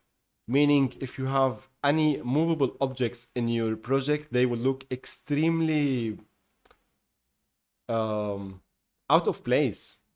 So the volumetric light map would make movable objects like grounded in the scene. However, I need to try that on the new versions. I don't think there are any updates on Lushwang GPU Lightmass at all. But who knows? But the video I always wanted to make is GPU Lightmass versus Lushwang GPU Lightmass versus the CPU Lightmass versus Lumen versus RTX GI. Anything else? Yeah, that's in comparisons. But that's a video idea right there.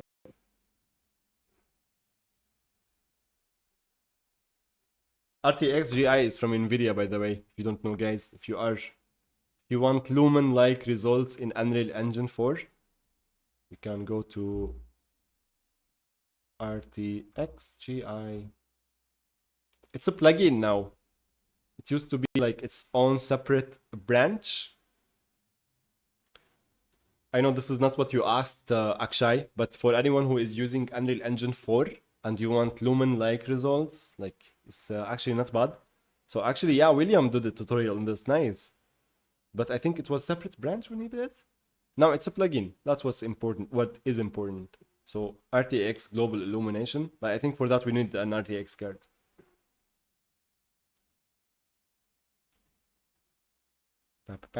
Get started with, yeah, it's a plugin now. Of course, if I want to thank anyone for telling me about the plugin, is your boy. Guys, I love how you are interacting with each other. AJM, Abdul Jabbar, he told me about the RTX GI plugin.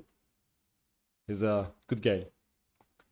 So this is something we can cover soon. I actually like the ray traced global illumination plugin for UE4.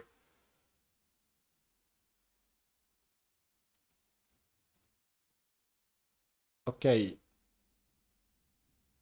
So Akshay, I hope I answered your question on the GPU Lightmass versus Lushwang GPU Lightmass with the volumetric light map thingy. Tom Gunn, also at work, but with no colleagues around due to home office watching you just as motivating. Nice, Tom Gunn. You guys also motivate me.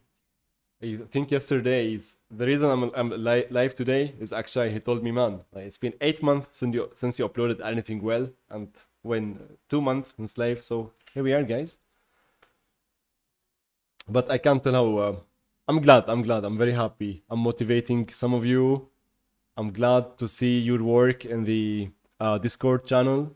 Um, I'm glad I'm getting messages. Some of you guys are finding jobs in the industry and careers. You make me happy, guys. Like the reason I keep doing this is because of you. I think Unreal community is one of the best communities ever. So let's read chat while we compile shaders. I need to find balance between reading the chat, compiling shaders, and doing some work with the engine. But I think the reason I wanted to go live today is to read the chat and to interact with you guys. So thank you. Soulless Wolf. The first thing I was blown away with this update was the new fluid seams. Ah, yes. Ah, my god. I need to try that.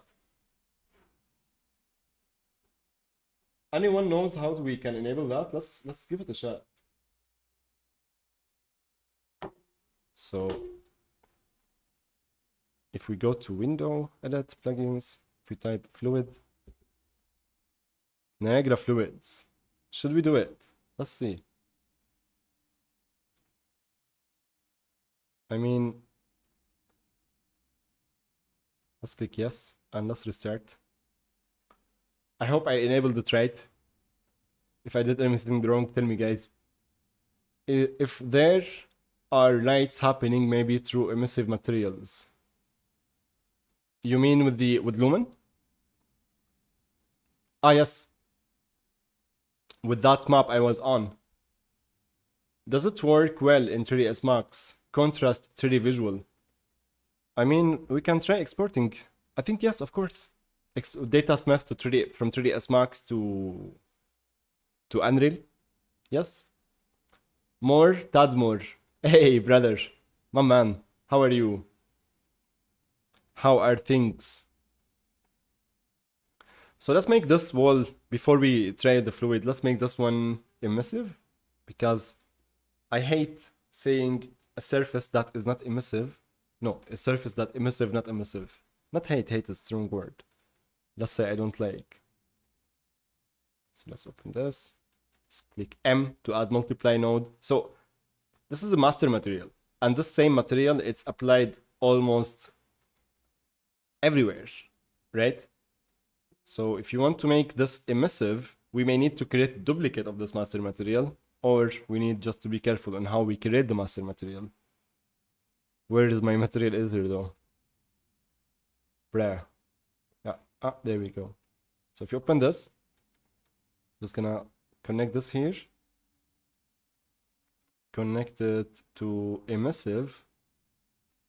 Add a scalar parameter, so click S, then click, and let's type emissive. Connect it to B, and let's click save.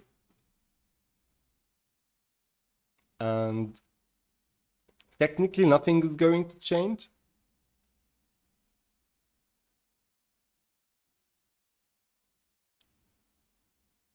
Except for when we go back to the material of the TV, we have a new group called global scalar parameter values.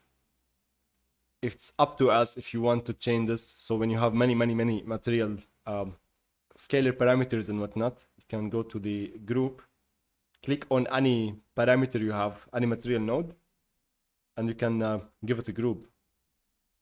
Let's call it Harun.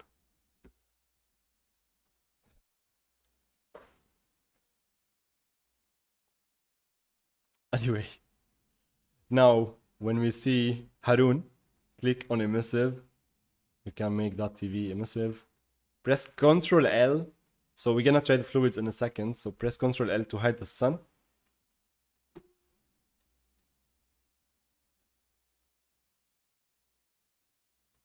Still, there are still things in Lumen that are screen space needed. So, wow, what happened? There we go. This looks nice. But the moment we look around, nice. That is nice. Because sometimes the light would go away. I think it was the post-process volume.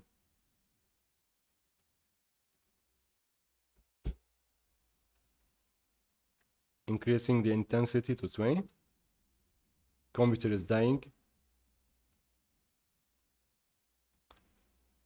Yeah, very nice. Let's bring back the sun. I'm gonna press Ctrl L and move my mouse up.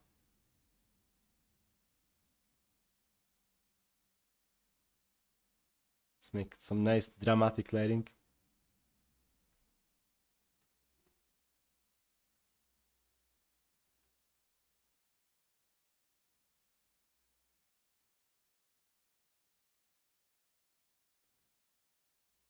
Yep.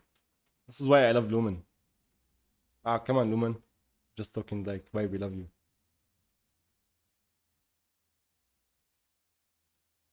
Nice.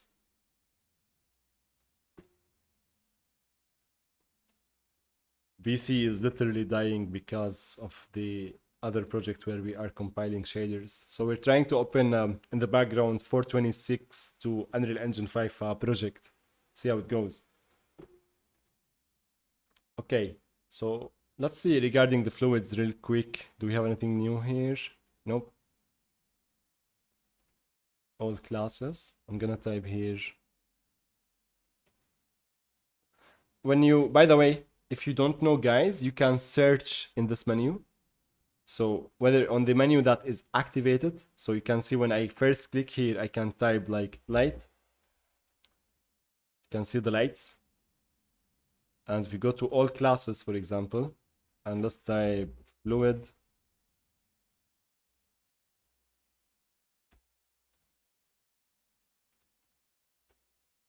Fluid. I don't know how to add fluid. Maybe we can see or watch a quick tutorial. There is a lot to cover or to learn on the new user interface is definitely interesting. So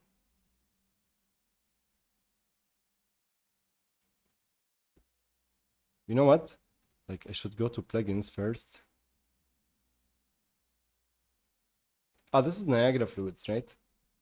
Well, I'm not that expert in Niagara, so fluid will be something for another time. However, let's see. It's okay. Sorry, I enabled fluid for absolutely no purpose. Twin motion materials. Let's concrete. Chain the floor to something.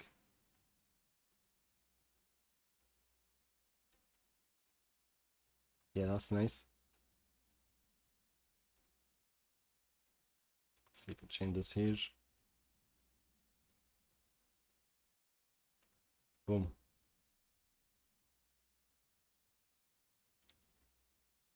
Yeah, now we can see reflections.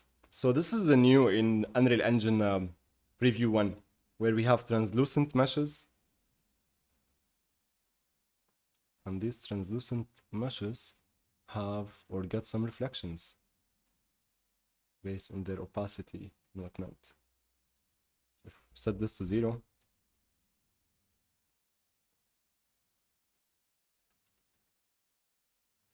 we increase,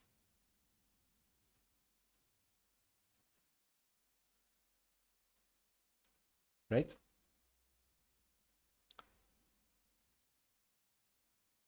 It's all in the color.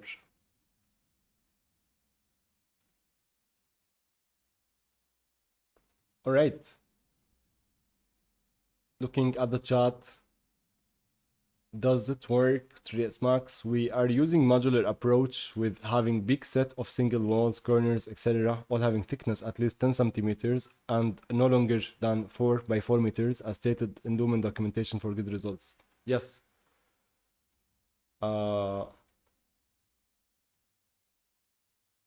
So Tom Gunn, splitting like this seems counterintuitive. It's based on the angle, but the thing is that on splitting meshes that you should not have a big, or like a mesh that have this concave shape. I wish I can show you a picture of that.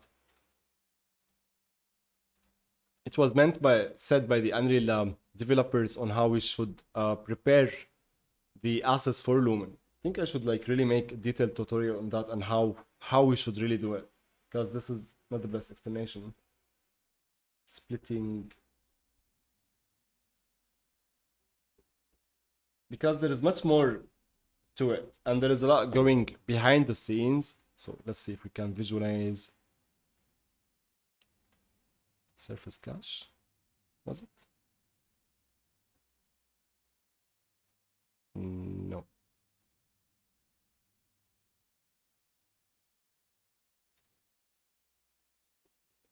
I can't remember where it was exactly, but we have now new modes for the virtual shadow maps. I think this is also new.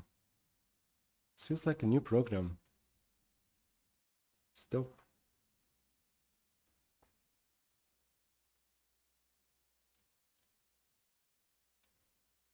Should know exactly, like there are some specific places where if you don't split your meshes, global illumination would not work as intended. I really need to like find exactly a good example to show what is the difference on a place where we split our meshes and we don't split our meshes. So that's for you, Tom Guns, really. Mu'tasim, are you recording this session? Yahya. Yes, Habibi, I'm recording this session. And I will be back live almost every day. So not every day, sorry. So not to break the chain, but this is recorded and it will stay live. I will put it in a list.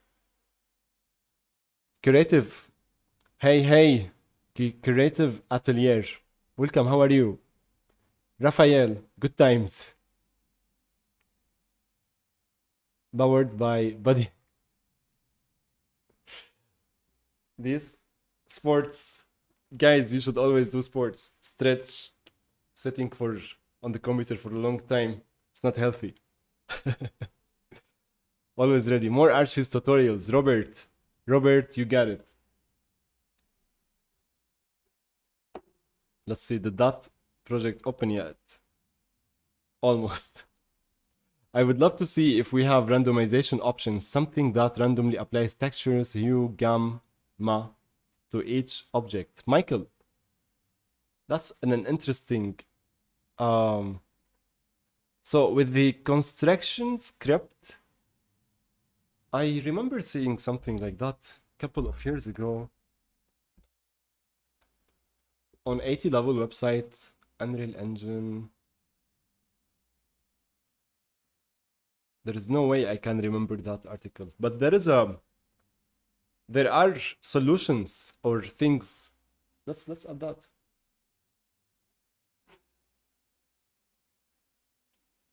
With the construction script in Unreal, you can do a lot. And what you said here, like having randomization options, like you can, for example, select, in theory, I don't know how to do it really, but if you select this and you move it, it would change to different shade or different colors, so you don't change things manually from here. So that's 100% doable, Michael. But I need to learn how, or find the article where they mentioned it how. And it was really nice when we are applying books, paintings, and this kind of stuff that you need to always randomize. So that's dope. Time-lapse videos and Archviz Crash Course Part 2 would be great. Proclaw, think I should do Part 1 and Part 2 all over again together. And speaking of that course, you reminded me, guys, stay tuned for the Archviz Challenge. It is something that 100% is happening, organizing things with the team. But you get it, man. In Part 2, I mainly wanted to cover the materials, lighting in more depth, and polishing, or where to find assets to fill up your scene. But I'm glad you guys still remember. Thank you for that. So, Artsfields. Let's go. Omran, thank you, man. The Srika, do you have any problems with importing data math with textures? I can import model only. When I try import textures, it crashes. When the engine crashes, so I will show you what I mean. When you import textures, I don't have the exact. So here's what I do. I sometimes, to debug the problem, sometimes it's just one mesh or two meshes or something that is causing the engine to crash. And as far as I understood, you're saying if you disable textures, the engine would not crash. If you enable, it would crash. Is that what you said? However, to debug that, I would export my project on multiple exports. So I would export things with textures. And if it crashes, I would export less things. So let's say you're exporting this whole apartment and it's crashing. Then I would export just the walls with the textures. And if it crashes, then we know, okay, it might be the walls. But if it does not crash, then you are good to go. So you add more to your exports. There you will get to a point where if you export something and it crashes, you would know exactly what is it. So it's more for like trial and error struggles. There was a project I was working on just a couple of days ago where I do the following. So do I have Max open? No. But what I mean, instead of exporting everything at once, try to export only the walls, let's say, or just only the furniture with the textures on. And until you find the source of the problem. So you collapse. Basically, I don't know why that happens, but sometimes I don't know like how meshes even get corrupted, but that's Morphe's law, man.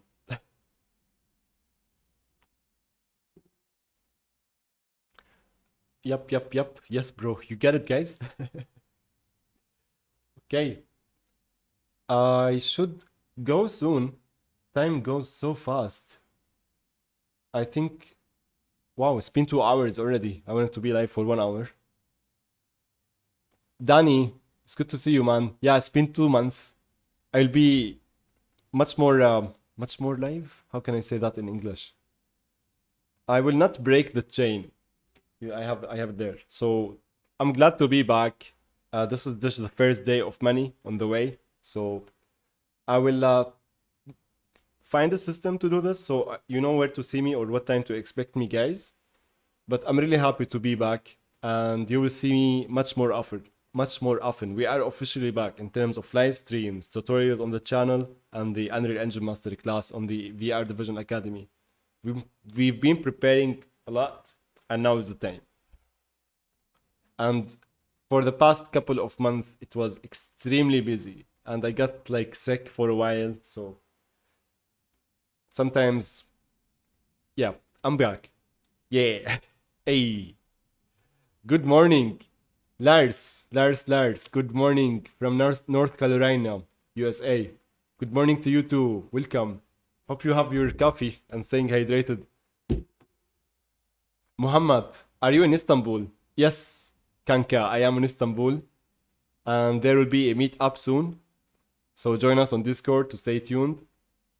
Raphael, think I will start a new project from scratch instead of importing to 5p.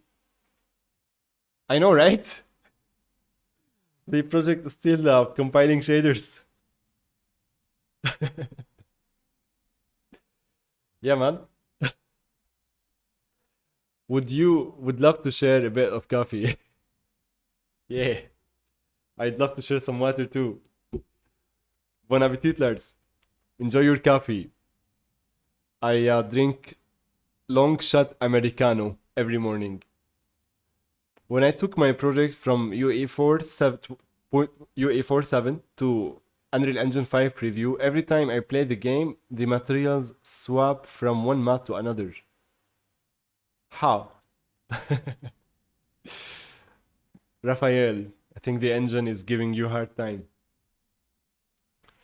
Akin, Yahya, salam. Turkey. My Turkish is so bad. Çok az abi. Oh, this is so hard to read. This Turkce, right? Oh, Orin building. Let me just ask Google. I need to translate that.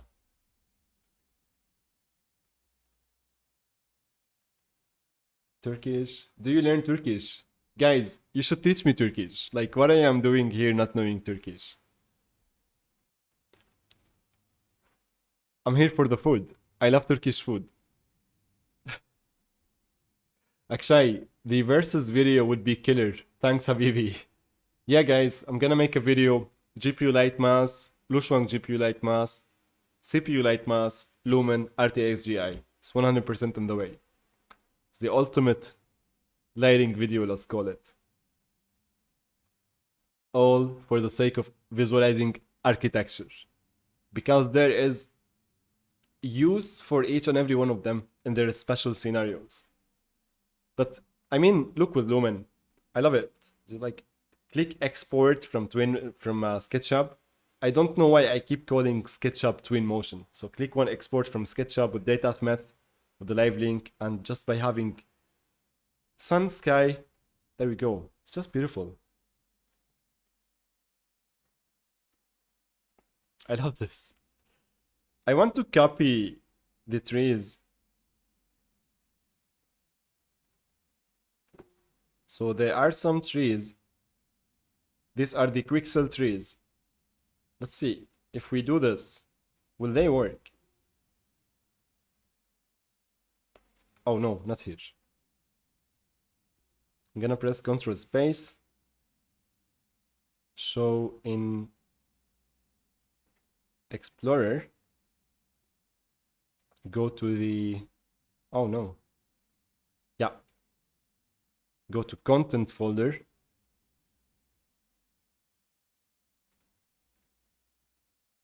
paste it here. Need to stop Dropbox perhaps. Try again. Yes.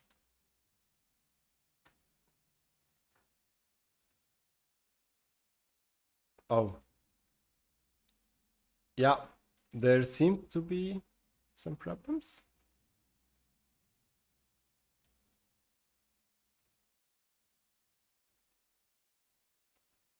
I would wait a little bit on the preview. There seem to be problems migrating assets between projects. So this is called my project. Let's close it. Let's save selection. And let's open it again.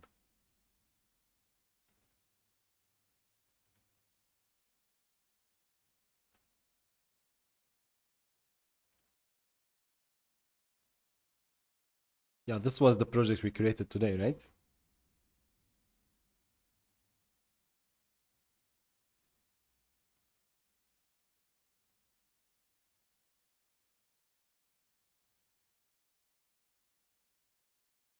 Nope. We called it my project. Yeah, there we go. We've got to push each other, man. Akshay, Habibi, you are amazing, buddy. I look forward for our call today. So this project requires Niagara Fluids plugin, which could not be found. I would say the preview version is tricky. It's dangerous to work with for now. Especially with the compiling shaders thingy. Unreal and Blender community is the best. This is why I'm learning Blender. Rafael. Okay. Oh, I lost the track of the chat. Adam. I am at work now, so I don't have Discord posted here. So here's a link to the project I'm doing now. Oh, I think YouTube by default would get rid of the link. But once you get back home, if you can show us, that would be amazing. So I'm curious because, Adam, you made me curious now. I want to see your project. Blink. Welcome, Blink. It's good. It's been a while. Yes. Where did you download this UE5? So to download UE5, it's in the Epic Games launcher. And if you go to library, you click on this plus, you can see Unreal Engine 5. If I have it installed now, you won't see it, but you can see here UE 5.00 or preview something just like this. So that's how you install it. And here's a tip. You see here I have many folders, many engine versions. When you install the engine, so here just like to demonstrate what I mean, go to options here, okay? And wait a few seconds. Let's imagine this is UE5. If you scroll down, yeah, guys, I want you to confirm if you open or make an Unreal Engine 5 project, close it and open it again, will you get the same error like this? Because in my case, it seems if I create a project in Unreal Engine 5 preview, close it and open it again, it's corrupted. So, going back to the topic, when you want to install an Unreal Engine 5 or any Unreal Engine, and if you are not using or developing for Android, iOS, or any tool, like before you click, you can just disable these and click apply and then click install, okay? Because that's alone like 10, 15 gigabytes. I do that to all my engine versions. So on this plus, options, if you want to disable them later, you can also do that from just like what I did, like that arrow, then go to options. So yeah, I need someone to confirm. You see, like we close this project and open it again. Yeah, this is my project. It's not working.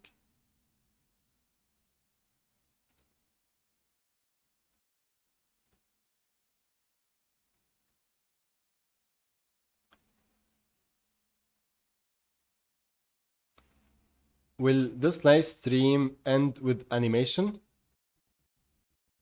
You mean the animation I use for the live streams? No, I don't know.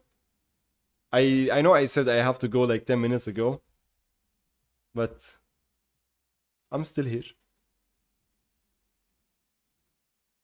Yeah, something is weird. Let's see, any of the maps are here? So if you go to filter, go to level. Okay, we have twin motion levels. But none of these levels I opened earlier. So we have the showcase, press Ctrl B, disable this. We open this again.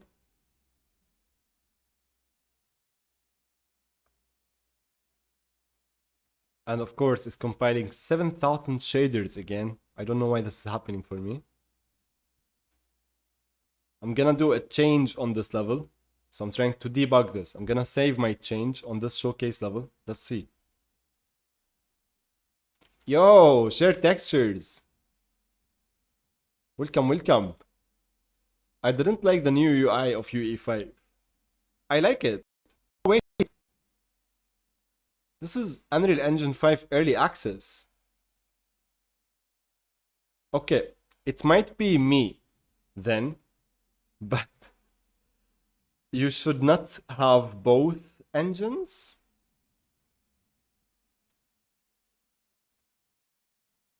Okay, might be. Let's see. Let's just delete this. Remove. Because I made that project with Unreal Engine Preview 1 and it opened it in the early access version. So the problem I just mentioned, maybe it does not even exist. But if this is true, I don't think we should have both versions on the same computer. We will see. Fluid, right click, add VFX, add Niagara. Raphael, thank you. We're gonna try this now. Sinan, welcome. It's good to see you, Sinan. Bro, you should. Sinan Ginch. You are in Istanbul, Sinan, right? Akshay, Michael, look into the word position tint.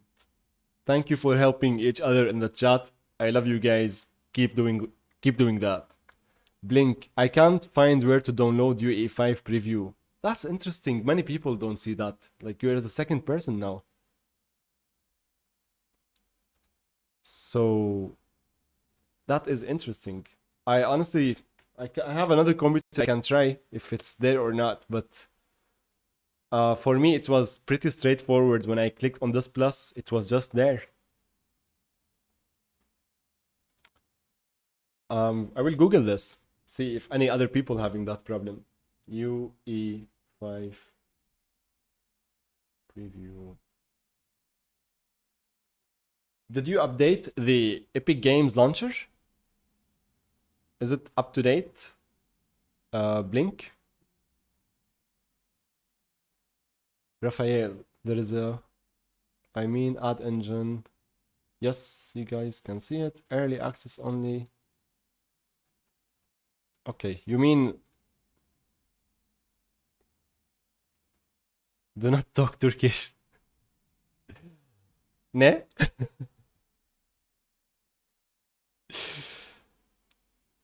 Yeah, add another engine. There is white triangle. White triangle.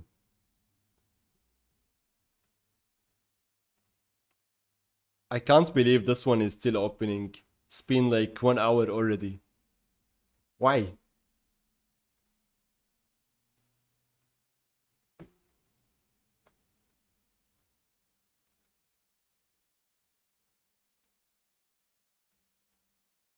So I close the engine. Let's wait for the other engine to delete, and then we can try opening the first project we did at the start of today's stream. And I think the compiling shaders thingy is could be related to having two versions on the computer. Alexander, I thought that compiling shaders forever were just my PC problem. I feel like, yeah, man, they even made we have memes. Hey, more memes. Me, UE4, UE5. No, Vicky, that's a good one. But here's what I do. I would add me, UE5 early access, and then UE5 preview. And I would say other people would do the opposite. So me, UE5, UE4. You don't know. So compiling shaders.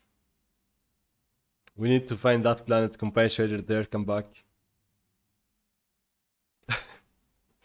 What of the path tracer? Path tracer is something we're gonna cover soon, Blink. However, I shared a tutorial by William Fauchet that I can share again. And I think he got one of the best path tracer tutorials out there ever. But that's for Unreal Engine 4 as far as I remember. I didn't try the new path tracer in Unreal Engine 5 yet. Yes. So if you go to William Fauchet, Blink, you can find this path tracer tutorial. I hope this helps. If not, we're gonna cover it in tomorrow's stream. I'm gonna see, like, do less time, prepare more. Tomorrow, 100% I'll be here. And I will experiment with some of the questions you guys asked today so we can perhaps answer some of them tomorrow.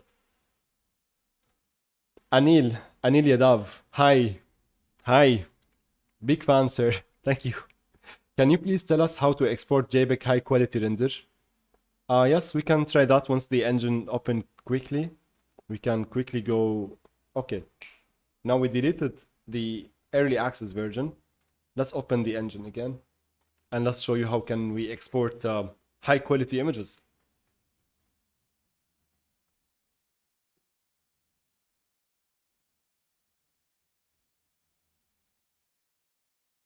Let's wait. So I think, yeah, just keep that two Unreal 5 versions. It's making problems. I'm certain of this. High res exports. But please don't compile shaders again. And we have another project where we try to compile shaders. So it's my project. Let's give it a few seconds. Lumen works so well. Why would you use anything else? Just say no to RTX. there is a scenario for everything, but yes, I agree with you. Lumen works with. I love Lumen. I love Lumen. Okay, so this project opened, and when I closed it and opened it again, where I had two versions, we had some problems. So now it's good to go. That good to know. If we have two versions, it's not that healthy for some reason. It is what it is. And yeah, by the way, I get this question many times. Sometimes Control L does not work as intended. So now you can see I'm pressing Control L, but nothing is changing. That's because if we are using the sun and sky, which is somewhere, let's just type here, sun and sky. Yeah, if you're using the sun and sky, which is this guy, the only way to change the location of the sun is by changing the location, the latitude, longitude, and the time zone. Like we change it from here because this is accurate. So if you want to get lighting in Istanbul, we type Istanbul latitude and longitude. We copy the first number to the latitude, copy the second number to the longitude, and the time zone should be 2, right? So that's how the lighting should be in Istanbul, which is nice. I'm just checking. It's cloudy today. It's cloudy here. I'm just kidding here. Select the month, date. We have advanced. These are new. So advanced daylight saving time, DST month, and the time. So 1 p.m., 9 a.m., and so on. So in the other project, which is this one, we added or enabled the fluid plugin. And right click VFX fluids. I'm gonna try it if we see. Fix up folders maybe. No, share textures. I think that was because I had two versions of the engine installed. I have Unreal Engine 5 preview and I had Unreal Engine 5 early access. And what was happening when I click open, I opened the project again. It was sometimes opening the engine in Unreal Engine 5 preview, and sometimes it was opening the engine in Unreal the early access, and that's naturally they are not the same engine. I think the early access was branched from 426, and the 5 is just like the normal evolution or the preview. Okay, now things are back to normal here. I'm glad. Let's close this. So right click. Wow. We have now icons everywhere. That's nice. Data math, reset overrides. So many changes. It's like minor changes everywhere. I think that's why you don't like the new UI share textures.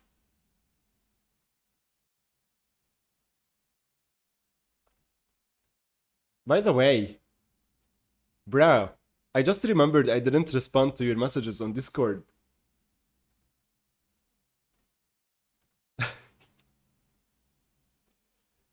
I'm looking now. Okay, man. I'm gonna respond to you after the stream.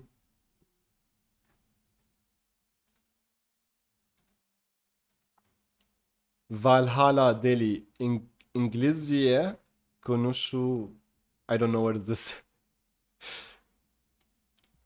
Tumgon 3D, quick question. Do you or did you set up your own UV light maps, or are the automatic ones good enough considering they are much faster to set up? That's a good question, Tumgon. So DataMath, when we import any project with DataMath, we have the option.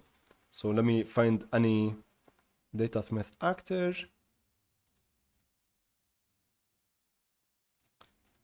Oh, sorry, let's close it. when we import an asset with data.meth, we have the option here for lightmap, generate lightmap UVs. And this will automatically generate lightmap UVs for us.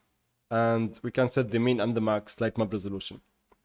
Now, before data.meth, we used to use plugins. So if we are talking about 3ds Max, something like Steamroller and whatnot, I would do the following. So if we are using Lumen, I don't think there is any need to set up the lightmap UVs, obviously, because everything is fully dynamic. But for Lightbake, if you are using the CPU light mass, it's extremely important to set up the lightmap UVs by your hand, except for architectural objects that are like this. Okay, so this you can always keep it automatic. For anything that is technically planar, like this, you know. However, when it comes to objects like a sofa, and when you make auto unwrap or auto UVs do its own thingy, the seams will not be perfect. You will, if we like try to imagine how it's going to cut things, and this looks so low quality because this is a model from SketchUp, but when you have like more polygons, you would see the seam like it's going not in a good way. So for meshes, let's call them organic, let's say, or not planar, I would always unwrap manually.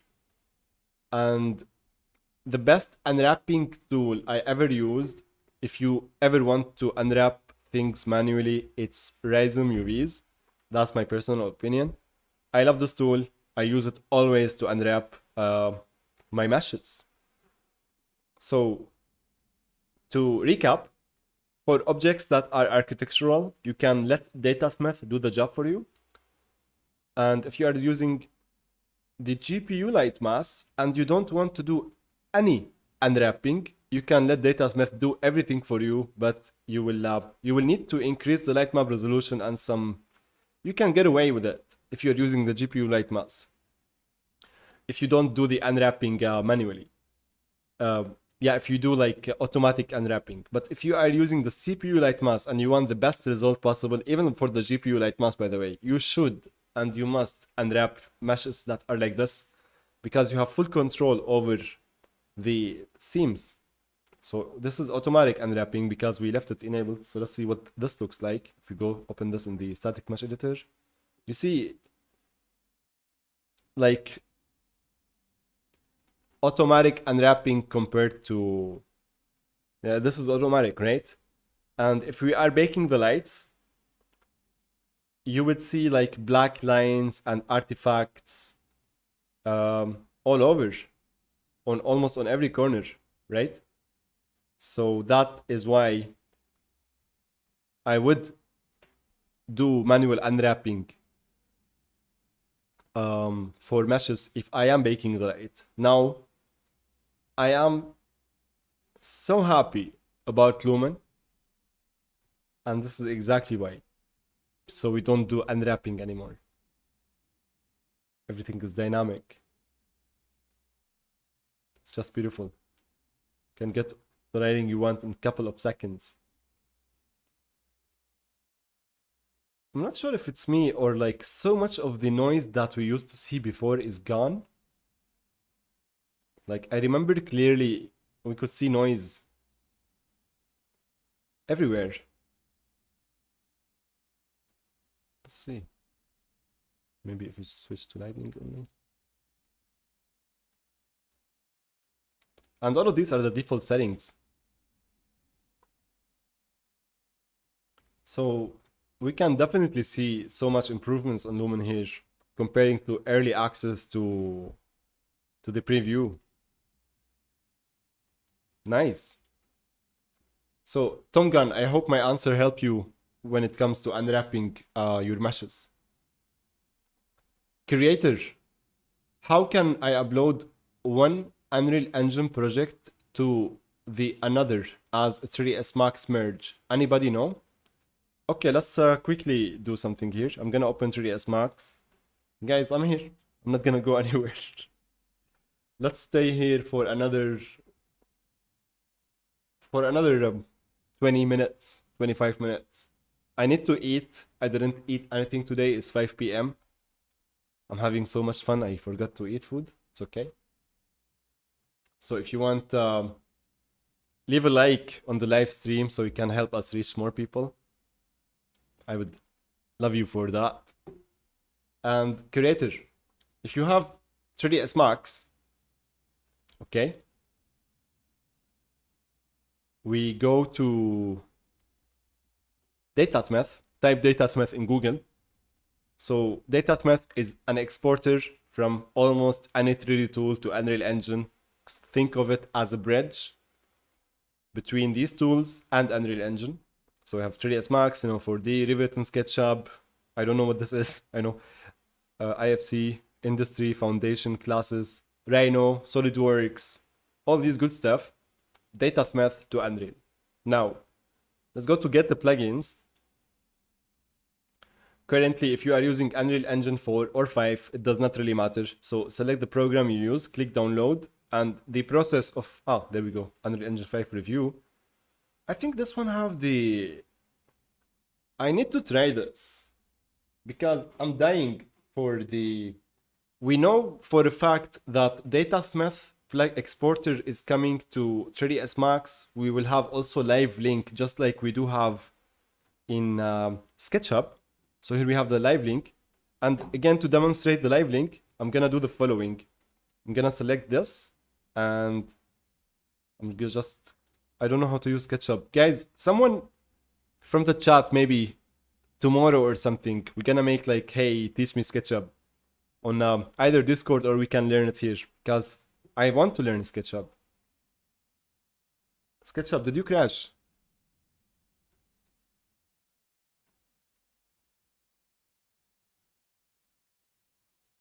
As you can see, I'm such a noob. I think that was a bad mesh to select, to move. So this is wood. Okay, we have something to comment on in a moment. This is actually perfect. I'm gonna tell you why. Yeah, I have some bad stuttering in SketchUp, I don't know why.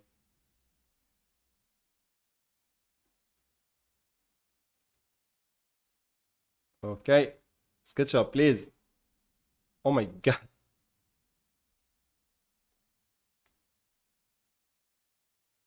Bruh. I click escape, anything would happen? Yes, thank you. Okay. So this is supposed to be wood, okay? But if you go back to Unreal, by the way, creator, give me a second. 100% we're gonna cover, like, yeah, let's imagine you install the plugin for SketchUp. You would see the plugin exporter here. And yeah, the auto synchronize and live link should be coming also to 3ds Max. We're gonna talk about 3ds Max in a second, but let me show you the live link, what I mean, because if this comes to 3ds Max, it's absolutely amazing. And it's on the way, we've seen it in action in an insider group. So why I have 3 projects open? So we can close this one. And we can get rid of this one.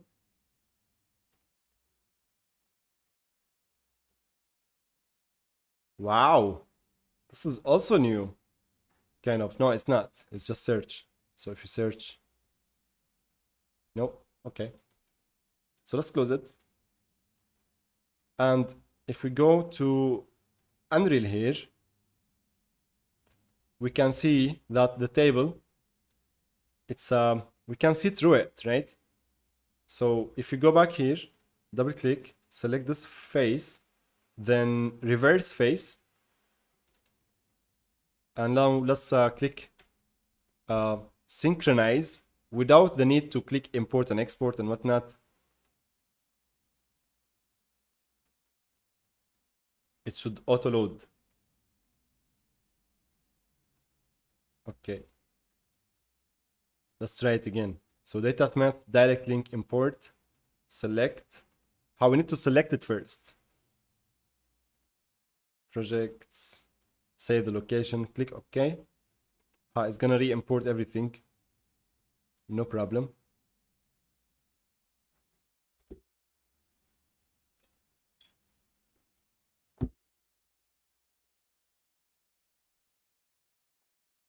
Okay. Now it's fixed. So that's very nice. If I want to select this TV and move it, put it here, let's say. Or, you know, like the same on any architectural, I mean, if you're changing even the architecture of the building, you click this one button and you go back to the engine and give it a few seconds.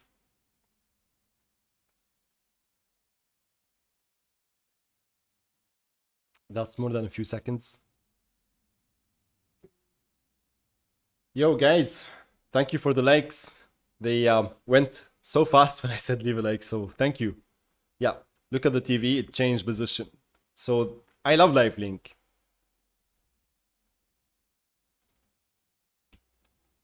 Okay, so let's go back to Max.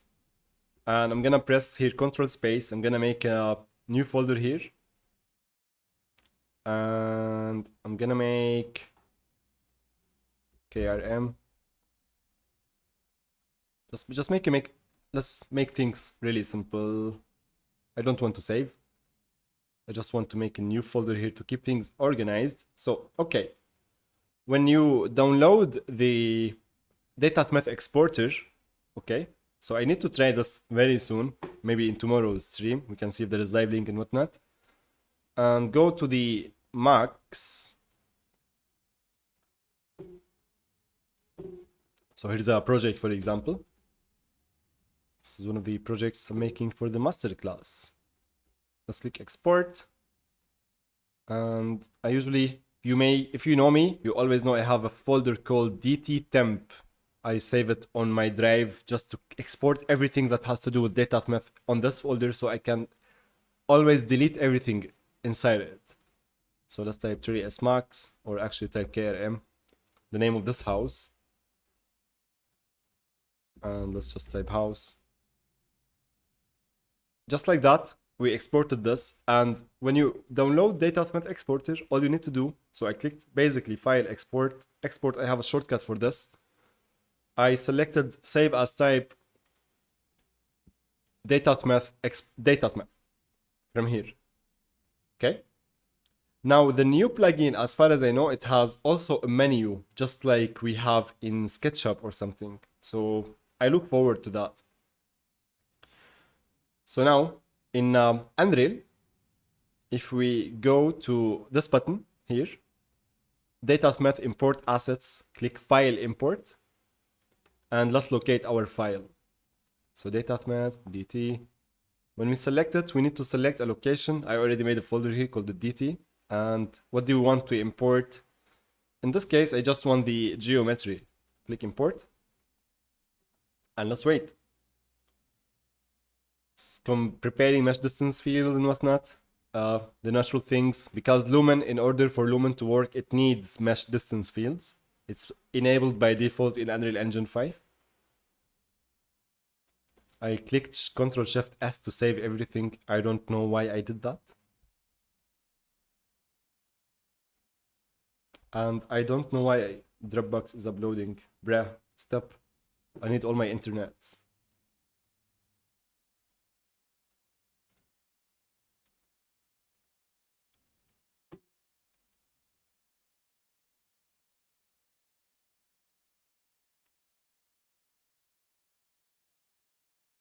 Ah, Blink, you found the Unreal Engine 5 download button. Nice.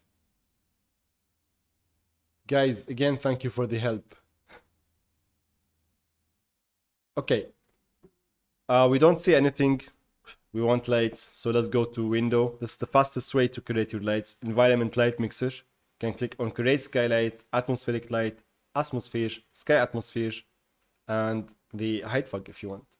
And the volumetric cloud, why not? And that's how you export from Max to Unreal. One final thing, if you want to see the skylight, if you don't want this complete dark shadows, select the skylight and enable real-time capture. Boom. Easy peasy.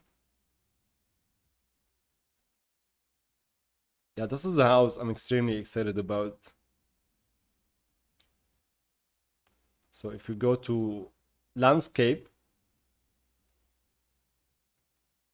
set this to 0 or minus 100 or minus 50. Doesn't really matter, let's just click create.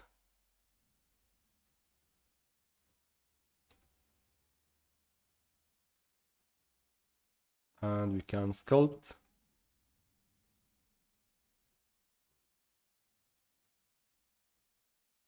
I love it.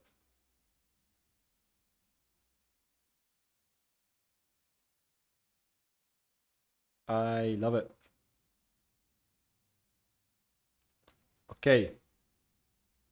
If you want, I'm curious. I read a comment earlier on Niagara. So if you go to FX, I need to try it. The fluid thingy.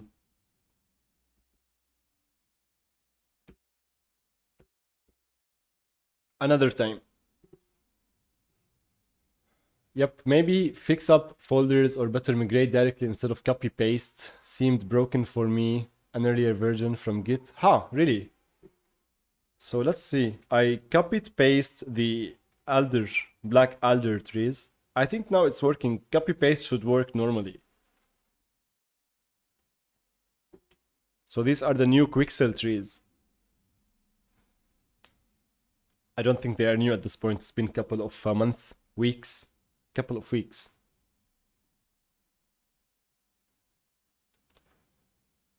I'm reading the chat.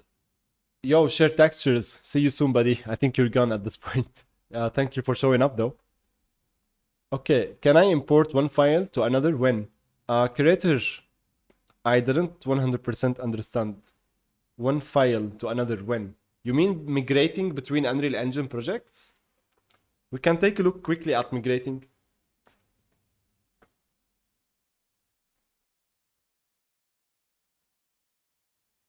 I still can't find it.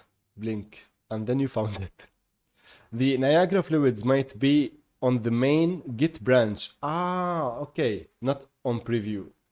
But not entirely sure. There was a comment on YouTube video about the fluids stated that. It's something I'm gonna look at after the stream because, whoa. Having fluid simulations and all that in real time, it's crazy. I saw a plugin that has to do with fluids. I enabled it, so it might be. Now, I think I made a mistake by clicking drag a massive tree like this. Engine, please. I'm sorry.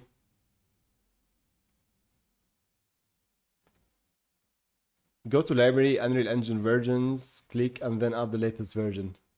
Good stuff, guys, good stuff. Here, I don't have this corrupt error. Alexander, yes, I think because we had only one engine installed, correct? Which is UE5. But yeah, I'm glad I figured, like we discovered that.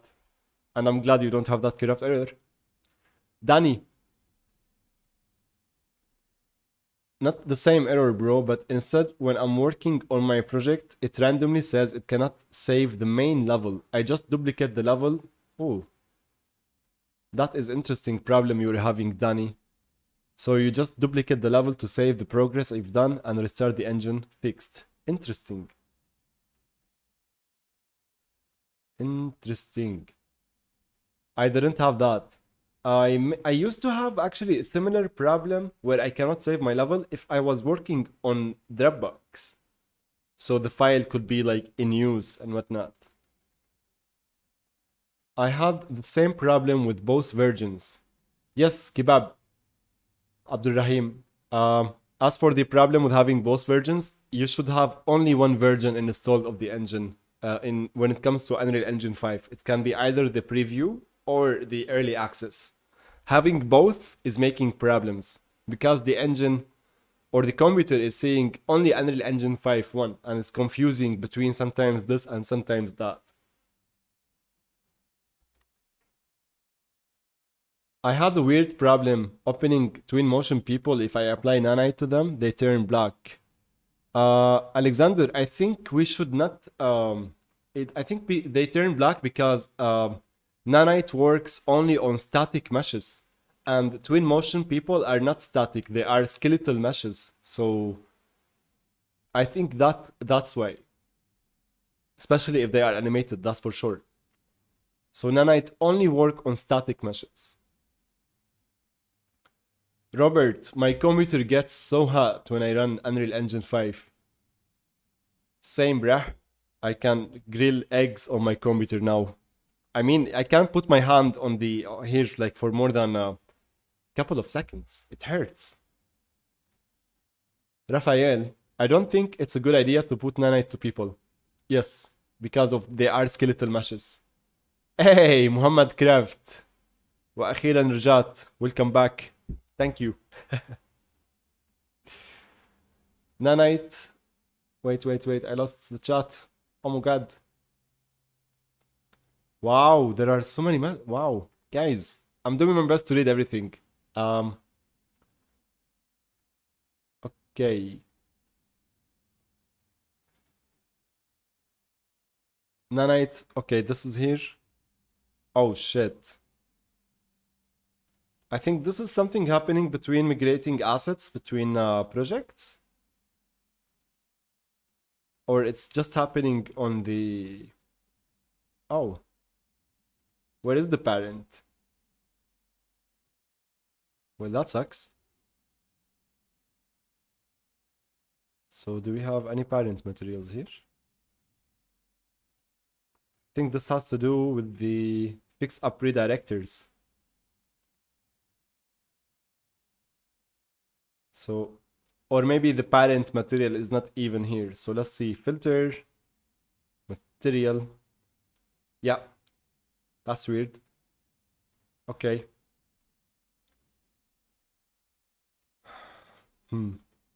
I wanted to show you guys these Quixel trees because they are so nice before we close the stream. But I think we can still do that because I have them installed locally. So I go to content, I delete this, and let's open the project again. And to find the Quixel trees, they are in beta, so you can find them in the marketplace, not in Quixel Bridge. I know they have nothing to do with UE5, I'm just having fun today. Actually, we should try Quixel a little bit. Yes, early access is better in my opinion. No, I don't think yeah, wait. I think the preview is better than the early access. Creator. If you ask me. That's my opinion. So let's open that word again. Ah, I didn't save the level. So let's add the lights quickly again. So boom, boom, boom, boom, and boom. And then create a skylight, enable the real-time capture thing on it. Yeah. And let's add a landscape.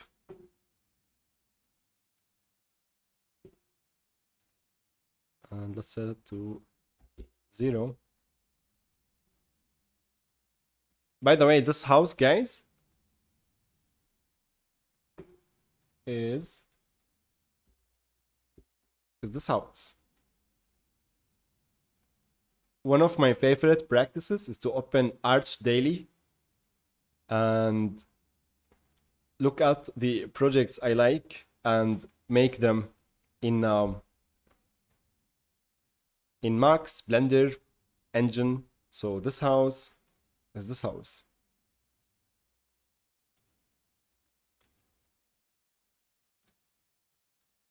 Nanite not always work with mass translucent materials.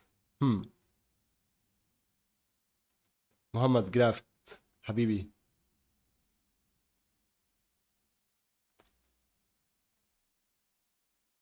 Okay guys, عمار نجار حبيبي كيفك؟ اي شير تكستشر زي again. Raphael already subscribed to William Fauché. William is one of the best people ever. Awesome shout out. He gave me a shout out a couple of days ago. What can I do? I love that guy. Reading chat. There is. Should we call it a day? I'm starving, guys.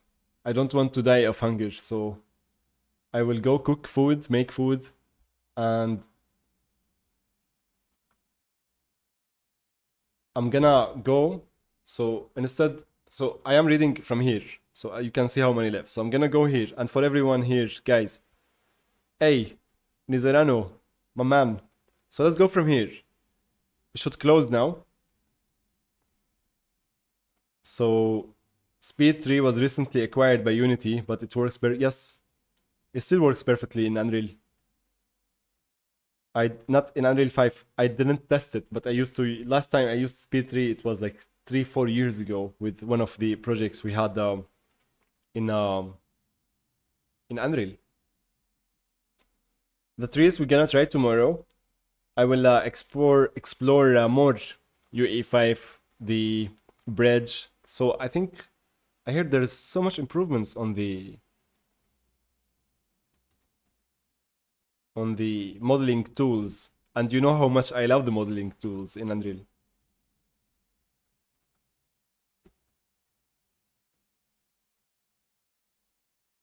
Pull, for example. Yeah. It's crazy.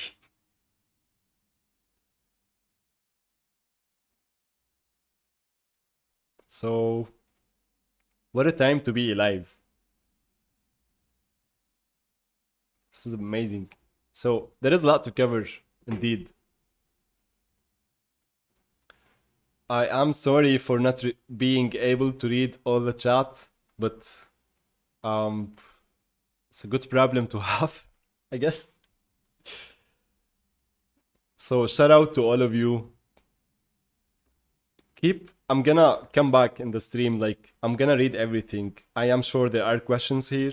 I love taking notes, and now I have a team who is helping me with the questions. You may see AJM on Discord. Guys, you are amazing. I did not expect this much love today. I'm really happy to see all of you. And yeah, Raphael, I should go eat.